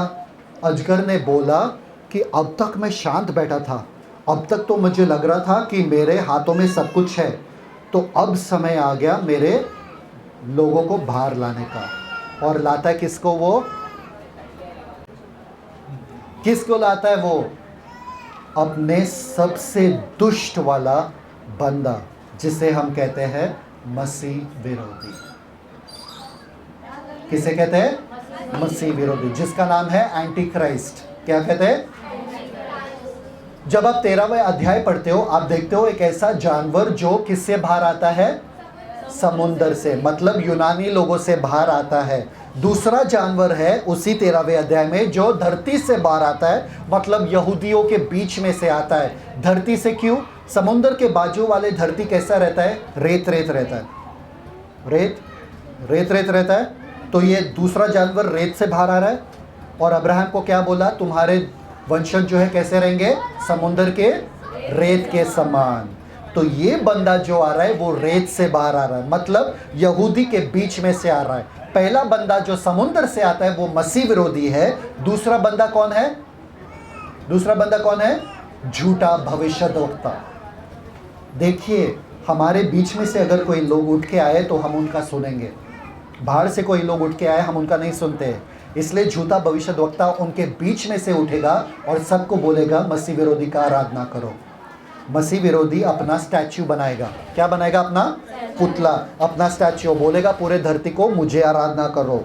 जो कोई आराधना करता है उसका छाप लेना पड़ेगा। 666। किसी ने सुना? किसी ने कभी सुना 666? सबका फेवरेट, बस ये ठीक है ना। तो उनमें एक छाप लग जाएगी। आपको पता है आजकल एक राइस मॉलिक्यूल जैसा एक चिप बनाया, जितना चावल के दाने के समान एक चिप बनाया, जो वो लोग अपने हाथ में डालते है ना, अपने हाथ में डालते। कहाँ पर वो बंदा है उसका पूरा डिटेल, उसका सब कुछ वो चावल में है। अगर उसको कुछ खरीदना भी है वो अपना हाथ ऐसा घुमा सकता है, उसका बिल भर जाता है। उसका बैंक अकाउंट वगैरह सब उसका वो चिप में है, इसके अंदर। समझ में आया? आज ऑलरेडी वो आ चुका है, आज वो आ चुका है। ध्यान रखना, संभाल के रहना, कभी मत लेना वो, ठीक है? समझ में आ रहा है कि नहीं आ रहा है? ठीक है। 666 क्या है हमको तभी पता चलेगा जब रैप्चर हो जाएगा। अब तक कुछ नहीं है, हमको कुछ नहीं पता 666 क्या है। तो अनुमान और अनुवाद बनाना बंद करो, आपको समझ में नहीं आएगा जब तक हमारा रैप्चर नहीं होता है, तो हमको फर्क नहीं पड़ता, ठीक है? और जो वो मार्क नहीं लेता है उनको क्या करते हैं? पिक्चर में दिखाते हैं, उनका नाखून निकालते हैं। क्या करते हैं? अगर आप यीशु के लिए फिर से खड़े होना चाहते तभी उनका नाखून निकालते हैं। लोगे क्या? नहीं लोगे तो गला काट देते हैं, सर दर्द से अलग। समझ में है? तो रैप्चर में जाना बेटर है कि मरना बेटर है? वहाँ पे बेटर है ना, मुफ्त में फ्री में जा रहे तो बेटर है ना, मर के क्या है ना, सर से धड़ अलग पूरा एकदम, ये सब है ना, किसको जाना है, ठीक है? तो ये लोग अपना आराधना स्थापित करते हैं, चिन्ह चमत्कार दिखाते और बोलते कि हम ही मसीह विरोधी है, मतलब हम ही मसीह है, हमारा बात सुन लो। समझ में आ रहा है? ये आपको 13वें अध्याय। जो कोई उनके पीछे जाता है उनके ऊपर वो छाप रहता है। अभी शैतान हमेशा जो परमेश्वर का है वो कॉपी करता है। क्या करता है? कॉपी करता है। इसलिए वो क्या करता है? ये देखो, ये आया, ओके, कॉपी करता है। तो परमेश्वर ने 7वें अध्याय में अपने लोगों के ऊपर मोहर लगाया, अभी शैतान अपने लोगों पे मोहर लगा रहा है, ठीक है? पर यीशु के पीछे चलने वाले लोग कैसे हैं वो आपको 14 अध्याय में मिलता है, 14 चैप्टर में मिलता है। यीशु के पीछे चलने वाले लोग कैसे होते हैं, समझ में आ रहे? पशु के पीछे चलने वाले लोग कैसे हैं और मेमने के पीछे चलने वाले लोग कैसे हैं, ये आपको ये अध्याय 13वें अध्याय में अगर पूछूं तो किसका एंट्री होता है? मसीह विरोधी का। और 14वें अध्याय में मेमने का। देखो, पढ़ो फर्स्ट वर्स। 14 अध्याय पहला वचन। फिर मैंने दृष्टि दृष्टि की और देखो वह मेमना सिहोन पहाड़ पर खड़ा है और उसके साथ 1,44,000 जन है जिनके माथे पर उसका और उसके पिता का नाम लिखा हुआ है। वाओ, 1,44,000 जन कब देखे आपने धरती पे? 12वें चैप्टर में वो लोग भाग रहे थे शैतान से, है ना? फिर उसका रैप्चर हो गया, समझ में आया? अभी वो कहाँ पर है? स्वर्ग में है मेमने के साथ, समझ में आया? तो 4थे अध्याय में 14th अध्याय में आपको वो देखने को मिलता है, 15वें अध्याय में आपको मंदिर का देखने को मिलता है, और 16वें अध्याय में 7 कटोरे। सब लोग बोलो 7 कटोरे। तो पूरे रेवलेशन में 7 मोहर, 7 तुरही और 7 कटोरे। तो 16वें अध्याय में कटोरे देखेंगे आप। पहला कटोरा बोलो क्या है? सबको मोहर याद है? मोहर याद है क्या? मोहर, मोहर क्या है? पहला मोहर सफेद घोड़ा, शांति। दूसरा मोहर, तीसरा, चौथा, पांचवा, करेक्ट, वेदी के नीचे प्राण। छठवा, भूकंप। चांद क्या होता है? लहू। सूरज काला, तारे गिरते हैं। सातवां, सन्नाटा। ठीक है, पहला तुरही 1/3 घास, दूसरा तुरही 1/3 समुद्र, तीसरा, चौथा 1/3। ठीक है, पांचवा अतः कुंड से दुष्ट आत्माएं, टिड्डियों का दुष्ट आत्मा। ठीक है, छठवा 20 करोड़ सेना दुष्ट आत्माएं। Good job. सातवां घोषणा कि सारे राज्य परमेश्वर का हो चुका है। ठीक है, पहला कटोरा बोलो, पढ़ो। 16 अध्याय का दूसरा वचन। अतः पहले स्वर्गदूत ने जाकर अपना कटोरा पृथ्वी पर उंडेल दिया, तब उन मनुष्यों के जिन पर पशु की छाप थी और जो उसकी मूर्ति की पूजा करते थे, एक प्रकार का बुरा और दुखदाई फोड़ा निकला। फोड़ा, पहला कटोरा क्या है? किसी को फोड़ा हुआ कभी? अलग गलत जगह पे हुआ कभी? तो और मजा आता है ना? नहीं, बैठने को मत कहो, बैठने को मत कहो, बस समझ में आ रहा है? एक जगह पर अगर होता है तो हमको इतनी दिक्कत, और उसका साइज का कोई लेना देना नहीं है। छोटा वाला भी परेशान करता है, बड़ा वाला भी परेशान करता है। अभी सोचो, इतने बड़े बड़े फोड़े अगर सब पूरे बदन के ऊपर है, क्या करोगे? कैसे सोएंगे? कैसे बैठेंगे? खड़े कैसे होंगे? खड़े हो सकते हैं क्या? पैर के नीचे भी फोड़े, फोड़े फोड़े हर जगह फोड़े। कैसे रहेगा? जिसने वो मार्क लिया, जिसने वो थप्पा लिया, तो क्या होगा उनके साथ? मसीह विरोधी के चाहने वाले क्या होंगे उनके साथ? फोड़ा निकलेगा। किसी को फोड़े फोड़े चाहिए? यीशु के पीछे हो जाए। ठीक है, नेक्स्ट दूसरा तुरी कटोरा समुद्र पर उंडेल दिया और मरे हुए मनुष्य के लहू जैसा बन गया, और समुद्र में का हर एक जीवधारी मर गया। पहले फोड़ा निकला। पहले समुद्र के साथ क्या हुआ? सिर्फ 1/3। अभी पूरे दुनिया का समुद्र अगर लहू लहू होता है तो क्या होगा? सब मर जाएंगे जीवधारी। क्या होगा? सारे समुद्र कितना बास आएगा, कितना स्मेल आएगा, क्या होगा मालूम है? शिप्स डिस्ट्रॉयड, सब कुछ खत्म। समुद्र कितना है धरती का मालूम है क्या? 70%, 70 30% सिर्फ धरती लैंड है। इधर थोड़ा सा भी स्मेल आता है हमको सहन नहीं होता है, उधर उतना स्मेल आने पे कोई सुरुचि और कलम नहीं जाएंगे। समझ में आ रहा है कि नहीं आ रहा है? क्या होगा? नेक्स्ट तीसरे स्वर्गदूत ने अपना कटोरा समुद्र पर उंडेल दिया और मरे हुए मनुष्य के लहू जैसा बन गया। नहीं, तीसरा तीसरे स्वर्गदूत ने अपना कटोरा नदियों और पानी के सोतों पे उंडेल दिया और वे लहू बन गए। वो क्या? लहू बन गए। पीने के लिए भी पानी लहू हो गया। आप सोचो, नल खोल रहे हो आप घर का और लहू निकल रहा है। कभी हॉरर मूवी देखा किसी ने? भूत वाला पिक्चर देखा? कुछ लोगों ने देखा ही रहेगा, बस हाथ नहीं उठा रहे, बस सबने देखा। सबसे पहला सीन क्या होता है? कोई नहाने के लिए जा रहा है या हाथ मुंह धोने के लिए, और टैप खोलता है और लहू आता है। बस सोचो, अभी अगर लहू निकलता है टैप से, आप नहाओगे क्या? चर्बी मांस भी निकल रहा है, लहू भी निकल रहा है, सोचो कैसा रहेगा? नहा गए क्या? नहीं ना, एक्वागार्ड भी नहीं चलेगा तब भी। ठीक है, नेक्स्ट। चौथे स्वर्गदूत ने अपना पहला वाला क्या है? पहला वाला कटोरा फोड़ी फोड़ी। घोड़ा सेकंड बदबू, पूरे समुद्र लहू लहू। तीसरा पूरा नदियां लहू। पीने का पानी लहू लहू लहू, नदी वगैरह सब। आगे चौथा।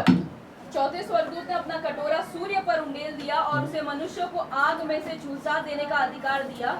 मनुष्य बड़ी तपन से झुलस गए। कितने जन झुलसे आग में? सूरज की आग में, गर्मी से कितने जन झुलसे? कभी गाँव में गमोरी गमोरी सब हो गया एकदम। अरे कितना आग है, पूरा चेहरा एकदम पिंक हो जाता है, पिंक पैंथर होता है ना? कभी हुआ है? हाँ, ऐसा लग रहा है कि अभी पूरा जल जाएगा, पूरा बाल भी जल रहे, tss करके बाल भी हो रहे वहां पे पकड़े। ओए ठीक है, तो वह वजह चौथा कटोरी है ना, आग। झुलसा दे। हाँ, तो सूरज की गर्मी से कभी आप परेशान हुए क्या? यस बहुत यहाँ पर क्या होगा? सूरज के गर्मी से ये लोग, झुलस जाए। आप बच नहीं सकते हो। घर में एसी भी चलाओ तो भी नहीं चलेगा। समझ में आ रहे? पूरा उनका बदन, अभी ऑलरेडी आपके बदन पे फोड़ी है, उसके ऊपर पे आग। कैसा लगेगा? कैसा लगेगा? फोड़ी पे आग कैसा लगेगा? सोचो। इसके बाद कुछ अच्छा होगा क्या? नेक्स्ट वन, पांचवा। पांचवें स्वर्गदूत ने अपना कटोरा उस पशु के सिंहासन पर उंडेल दिया और उसके राज्य पर अंधेरा छा गया। सडनली क्या हुआ? अंधेरा, सब अंधेरा। अंधेरा अच्छा लगता है क्या? आप तो बोलेंगे अरे उस समय में तो बल्ब रहेगा, इलेक्ट्रिसिटी भी खत्म। कभी अंधेरे में रहे कोई लोग यहाँ पे? कुछ नहीं दिखता है, कुछ नहीं, मतलब आप अपने हाथ भी नहीं देख सकते हो, सूरज भी नहीं, आई मीन वो चांद भी नहीं है। कभी गांव में ऐसा कभी अंधेरे में रहे? कोई नहीं दिखेगा, कुछ नहीं। क्या होगा? किधर जाओगे आप? एक तो आपका पूरा बदन जल रहा है, एक तो आपको हॉस्पिटल में जाना है, आपको आराम चाहिए, और अब अंधेरा ही अंधेरा हो गया सब जगह। कैसा हो सकता है? समझ में आ रहा है कि नहीं आ रहा है? ये सब आफतें उनके ऊपर आने वाले, इतना अंधेरा होने वाला कि आप अंधेरा को महसूस कर पाओगे। कभी किसी ने सोचा कि एक अंधे आदमी का जीवन कैसा हो सकता है? कभी आग बंद करके चले, कभी मुश्किल होता है, बहुत मुश्किल होता है। समझ में आया? तभी उन लोगों को पता चलेगा। नेक्स्ट, छठवां। छठवें स्वर्गदूत ने अपना कटोरा महानदी फरात पर उंडेल दिया और उसका पानी सूख गया। हाँ, उसका पानी सूख गया कि पूर्व दिशा के राजाओं के लिए मार्ग तैयार। परफेक्ट। अभी क्या कर रहे हैं मालूम है क्या? आखिरी युद्ध एक होने वाला है जिसे हम कहते हैं अर्मेगेडोन। क्या कहते हैं हम? अर्मेगेडोन। ये आखिरी युद्ध होने वाला है, विश्व युद्ध होने वाला है, जो बहुत बड़ा युद्ध होने वाला है। ठीक है, वहां पर ये यूफ्रेटिस नदी जो है सूख जाता है। कौन सा? फुरात नदी सूख जाता है, ताकि दुनिया के सारे आर्मी वहां पर आ सकते हैं, और 3 मेंढक जैसे दुष्ट आत्मा आते हैं और लोगों में, राजाओं में बस जाते हैं, ताकि उनसे जुड़ बुलवा के पूरे दुनिया को वहां पर लड़ने के लिए ला सकता है। और उसके बाद सातवां तुरई कब है? 17। सातवें स्वर्गदूत ने अपना कटोरा हवा पर उंडेल दिया और मंदिर के सिंहासन से यह बड़ा शब्द हुआ, हो चुका है। मंदिर से क्या आया शब्द? हो चुका है। पहला तुरई, पहला कटोरा, सॉरी, चमकी और शब्द और गर्जन हुआ और एक ऐसा गर्जन हुआ, भूकंप हुआ। ठीक है, पहला तुरई फोड़ा। दूसरा, पूरा समुद्र लहू बन गया। तीसरा, पीने का पानी पूरा पीने का पानी लहू बन गया। चौथा,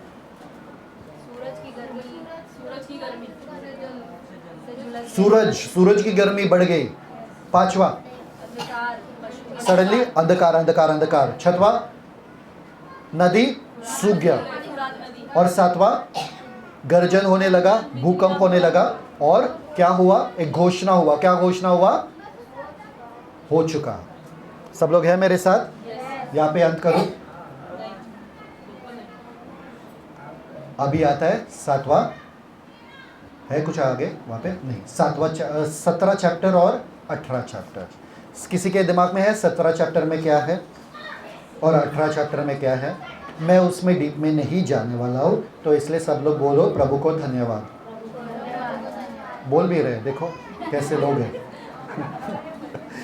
आपके दिमाग में ये ही आएगा सवाल कि पहले 3.5 साल में, आपके दिमाग में आएगा सवाल, पहले 3.5 साल में धर्म कौन सा होगा?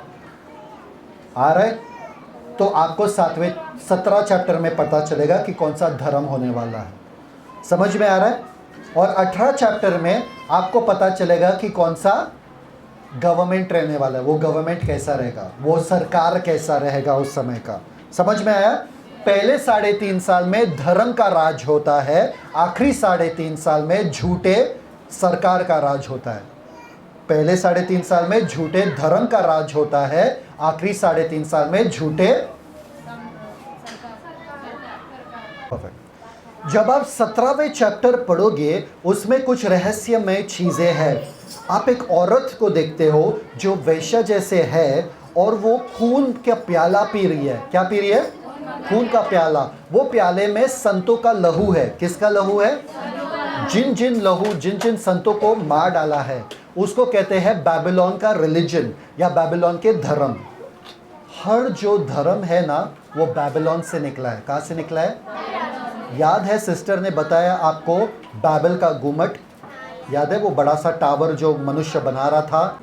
एक दिन मैं आपको लोगों को सिखाऊंगा मिस्ट्री बेबीलोन के बारे में। जो ये 17वां अध्याय जो है ना बहुत ही डीप है। ये शुरुआत हुआ एक बंदा जो है निम्रोद की बीवी जो थी, जो उसकी माँ भी थी, जिसका नाम था सेमिरामिस। और सेमिरामिस और निम्रोद का एक लड़का हुआ जिसका नाम था Tammuz. Good job, Tammuz. Okay, ये जो लड़का और माँ और लड़का गोद में है ना, वो मरियम और यीशु नहीं है। कैथोलिक चर्च में दिखता है ना, वो मरियम और यीशु नहीं है। वो कौन है? सेमिरामिस और तमूज। 25 दिसंबर क्या यीशु मसीह का जन्मदिन है या किसका जन्मदिन है? बहुत सा खुलासा होगा, है ना। ईस्टर कहाँ से आया, बहुत सा खुलासा होगा जब हम ये सब्जेक्ट सीखेंगे 17वें अध्याय का, बेबीलोन रिलीजन का, ये धर्म का। सब धर्म कहाँ से आया, मुस्लिम हिंदू सब, ये कहाँ से आया, क्यों आया, मूर्ति पूजा क्यों हुआ, शुरुआत क्यों हुआ मूर्तियों का, कहानियाँ ये सब कहाँ से रचने लगी, सब का सब खुलासा आपको इसमें मिलेगा। अभी घर जाके पढ़ना है मैं, ठीक है। तो 18वें अध्याय में हम देखते हैं मसीह विरोधी का पूरा सरकार जो बना है, जो लेन देन होना है, पूरा अमीर हो रहे, पूरा तहस नहस हो जाता है। आखिरी अगर वर्सेस पढ़ोगे 18वें अध्याय का तो आप देखोगे सब बोल रहे अरे एक ऐसा बड़ा शहर था, एक ही दिन में इसका नाश हो गया। किसी को पता था एक बार स्टॉक मार्केट गिरा था, दुनिया का स्टॉक मार्केट गिरा था, सब लोग अपना नौकरी खो रहे थे। सब लोग याद है वो दिन, दुनिया में हर जन फैमिली परिवार भर भर के सुसाइड कर रहे थे क्योंकि स्टॉक मार्केट गिरा। स्टॉक मार्केट गिरने की वजह से लोग अपने अपने जॉब से, नौकरी से सबको बाहर फेंक रहे थे। जो लोगों के पास नौकरी नहीं था वो लोग सुसाइड कर रहे थे।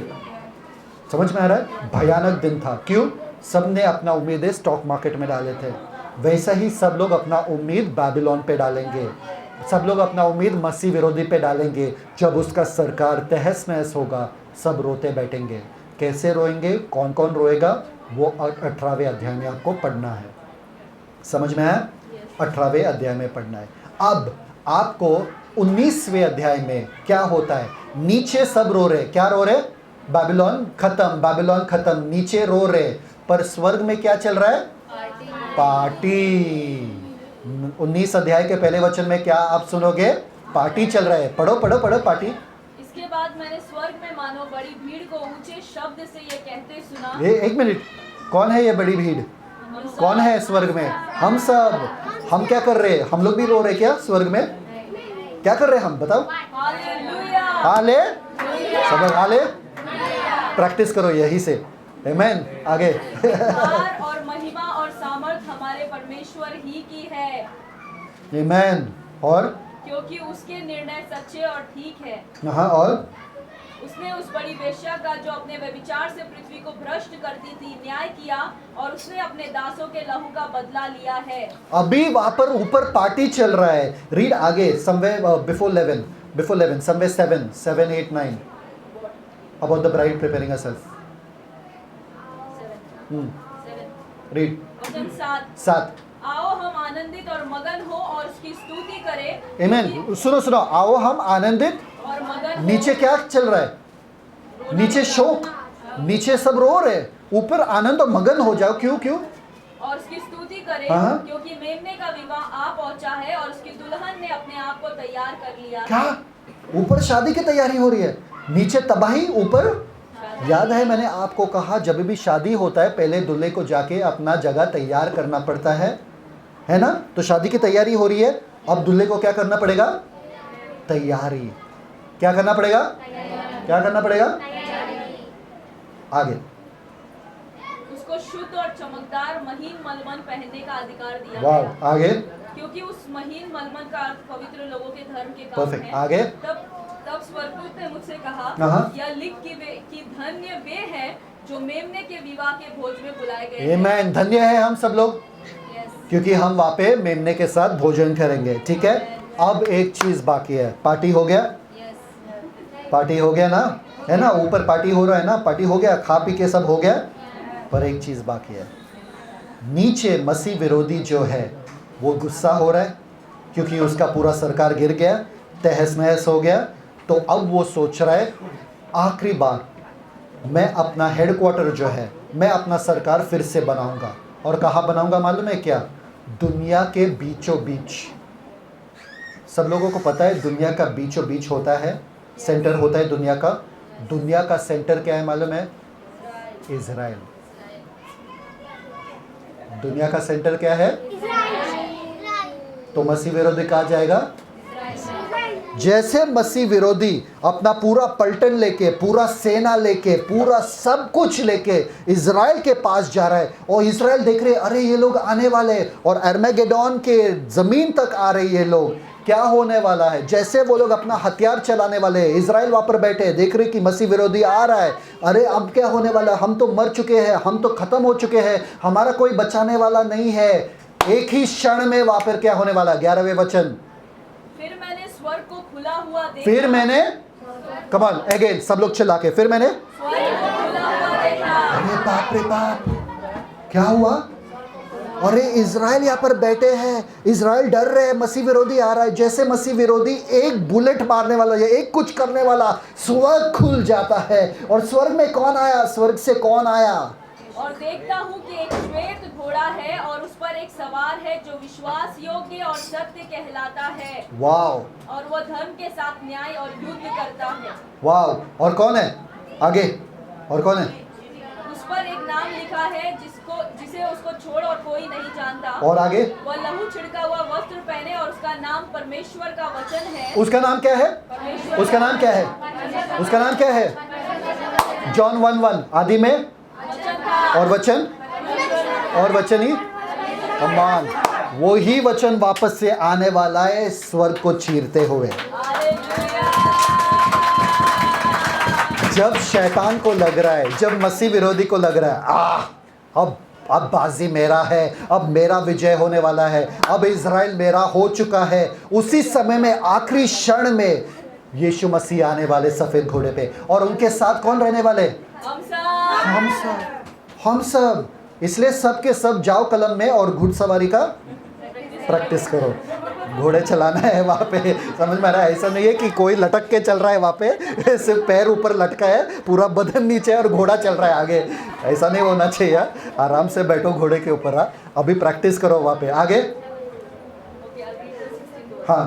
उसके वस्त्र और जांघ पर यह नाम लिखा है, राजाओं का राजा और प्रभुओं का प्रभु। उसका नाम क्या है? राजाओं का राजा और अब पता है आपको क्यों कहते हैं हम राजाओं का राजा, प्रभुओं का प्रभु? राजाओं का राजा, राजाओं कौन है? हम छोटे छोटे राजा है और वो हमारे राजाओं का राजा है। हम छोटे छोटे प्रभु है और वो हमारे प्रभुओं के प्रभु है, क्योंकि प्रभुता अब हमारी चलेगी धरती पे। समझ में आ रहा है कि नहीं आ रहा है? हम अपने ज़मीन वापस लेने के लिए आ रहे हैं। हम अपने ज़मीन वापस लेने के लिए आ रहे, और कोई हमें हरा नहीं सकता है। अब वो यीशु नहीं है जो गधे के ऊपर आ रहा है, अब वो यीशु है जो घोड़े के ऊपर आ रहा है। अरे आपके रोंगटे खड़े नहीं होते क्या ये सुन के? मेरा यीशु, वो क्या सीन रहेगा, क्या सीन रहेगा। और कौन लेके आ रहा है?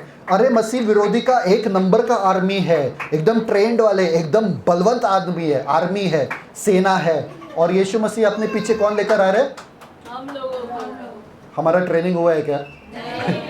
यीशु मसीह सिर्फ शोषा के लिए, हमसे शोषा के, ये हमारा भी विजय, ये हमने भी लड़ा है, लड़ने वाला तो सिर्फ यीशु मसीह है, हमसे शोषा के लिए ये हमारा भी विजय, ये हम भी, हाँ खुश रहो, आ जाओ तुम भी खुश रहो, चलो हाँ तुम्हारा भी है। ऐसा है हमारा यीशु मसीह, हमको शामिल करता है अपने विजय में। वाह, हमको शामिल करता है अपने विजय में। आओ तुम भी मज़े ले लो, समझ में आ रहा है? ठीक है, तो वहाँ पे आखिरी युद्ध या आखिरी लड़ाई वहाँ पे देखा, सेकंड कमिंग दिख रहा है वहाँ पे, सेकंड कमिंग दिख रहा है। हाँ, वो अपने मुंह के तलवार से, मुंह से निकले हुए तलवार से, वचन से उनको मारने वाला है। किससे? मुंह से निकला हुए तलवार, वचन, और उसके ब्राइटनेस से, उसके रौनक से वो लोग खत्म होने वाले हैं। ओके, सब लोग हैं मेरे साथ? ठीक है, अगला वाला। अरे अब तो खत्म हुआ, अब ये कौन सा है? हम लोग 19 चैप्टर पे ही पढ़े। सेकेंड कमिंग पे पूरा होता है फर्स्ट रिजरेक्शन, जिसे हम कहते हैं पहला पुनरुत्थान। 2 पुनरुत्थान होने वाला है। कोई झट से खोलो जॉन 5:29, जॉन 5:29, यूहन्ना 5:20, 5:20, 29। अच्छा यूहन्ना 5:29, नहीं यूहन्ना 5:29, 5 मिनट है मेरे पास। हाँ, गुड जॉब। यूहन्ना 5:29, जिन्होंने भलाई की है, जिन्होंने भलाई की है वे जीवन के पुनरुत्थान के लिए जी उठेंगे, और जिन्होंने बुराई की है वे दंड के पुनरुत्थान के लिए जी उठेंगे। आपको कौन से पुनरुत्थान चाहिए, पहले वाला या दूसरा वाला? पहला वाला। सब अच्छे लोग पहले वाले पुनरुत्थान में रहेंगे, सब बुरे लोग दूसरे वाले पुनरुत्थान में रहेंगे। आपको कौन सा पुनरुत्थान चाहिए? यहाँ पे कंप्लीट होता है पहला पुनरुत्थान, यहाँ पे समझ में आया? कितने रैप्चर है उसमें वो सब बता दूंगा बाद में, ठीक है? अगर कोई चाहता है तो मुझे पूछो सर्विस के बाद, देखेंगे कौन पूछता है, ठीक है? ओके, पहले पुनरुत्थान में 5 रैप्चर है। कितने रैप्चर है? कितने रैप्चर है? अच्छा ठीक, 5 है, ठीक है। ओके, पहले पुनरुत्थान के वक्त, दूसरे आगमन के वक्त क्या होता है? आर्मेगेडोन का बैटल। क्या होता है? महायुद्ध, आर्मेगेडोन का बैटल। आर्मेगेडोन, सब लोग बोलो आर्मेगेडोन। वहाँ पर क्या होता है? मसीह विरोधी का सामना होता है मसीह के साथ। समझ में आया? मसीह वाइट घोड़े पे आ रहे। ओके, सेकंड कमिंग तहस नहस हो जाता है वहाँ पे, ठीक है? आर्मेगेडोन का बैटल यहाँ पे होता है। फिर कितने वो तब के तब मसीह विरोधी और झूठे भविष्यद्वक्ता को लेके वो आग के झील में डालते हैं। कहाँ पे डालते हैं? 19 का 20 पढ़ो, 19 का 20, प्रकाशित वाक्य 19:20, झट पढ़ो।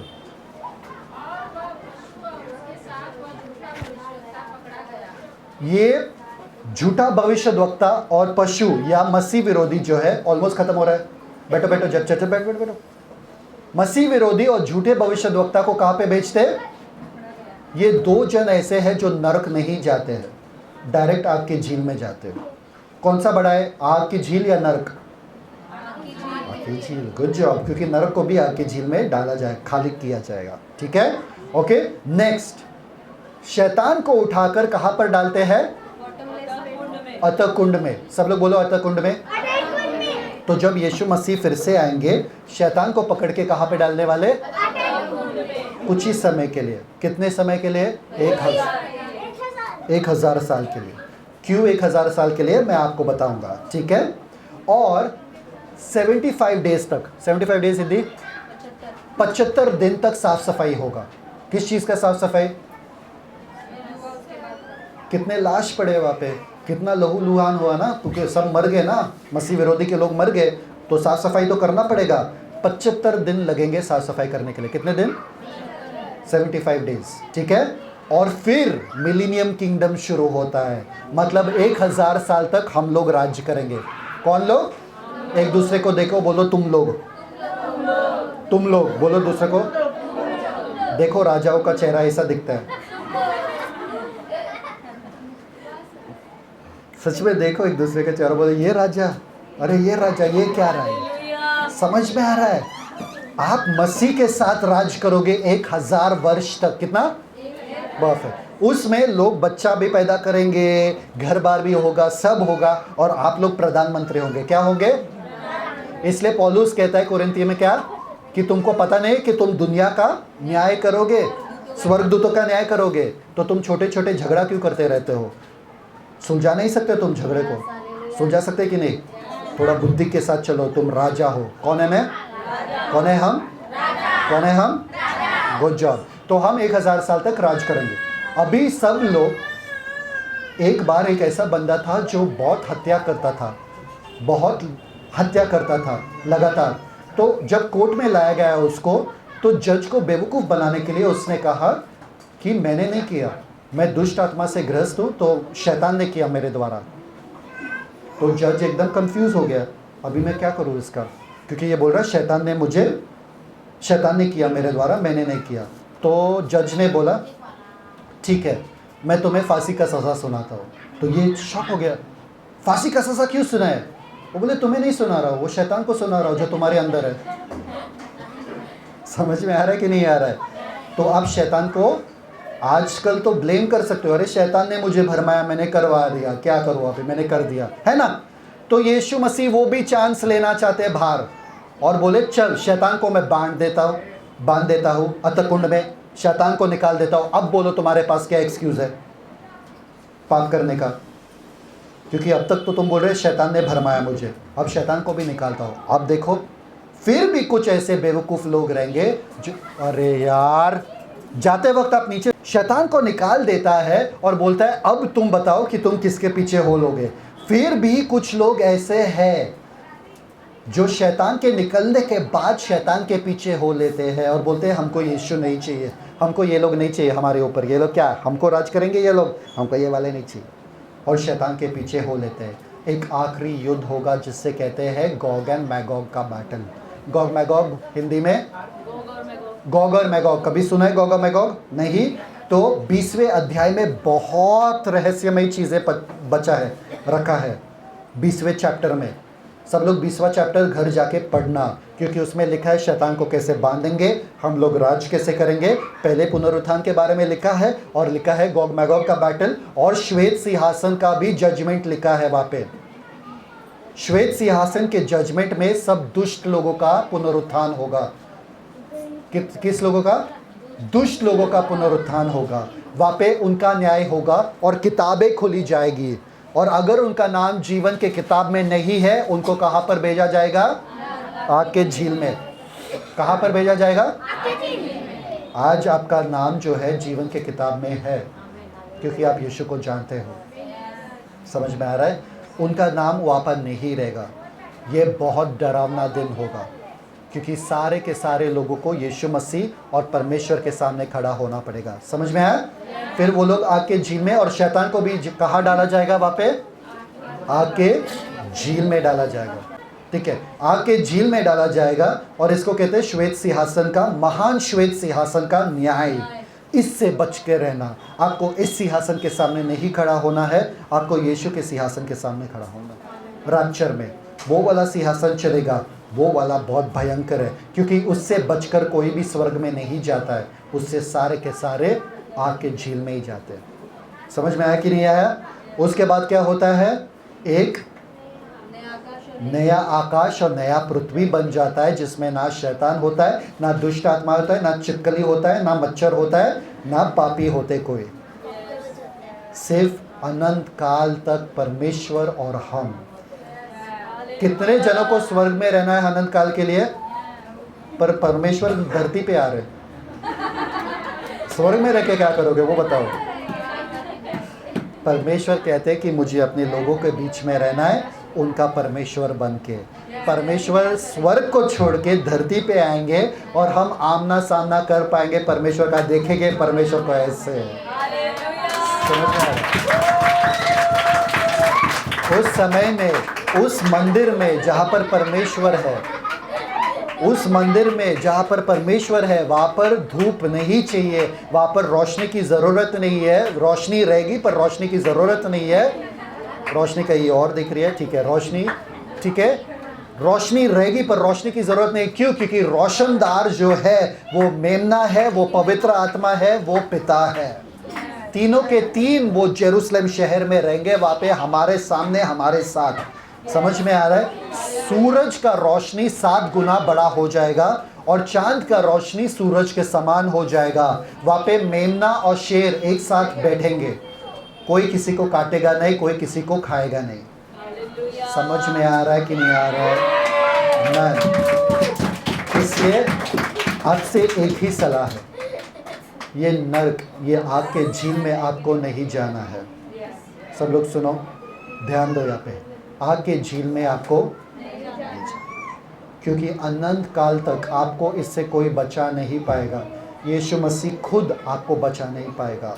आपको पता है क्रूस के ऊपर यीशु मसीह कौन से दर्द से गुजरे? आग के झील के दर्द से गुजरे। कौन सा? ताकि आप उसमें ना जाओ। वो 6 घंटे जो है यीशु मसीह के लिए उन्होंने सब कुछ, आग का झील सहा आपके लिए, परमेश्वर का प्रकोप सहा आपके लिए, ताकि आप बच जाओ। बाइबल का कहानी क्या है पता है आपको? क्योंकि परमेश्वर ने जगत से ऐसा प्रेम रखा कि उसने अपना एकलौता पुत्र दे दिया, ताकि जो कोई उस पर विश्वास करे वह नाश न हो पर अनंत जीवन पाए।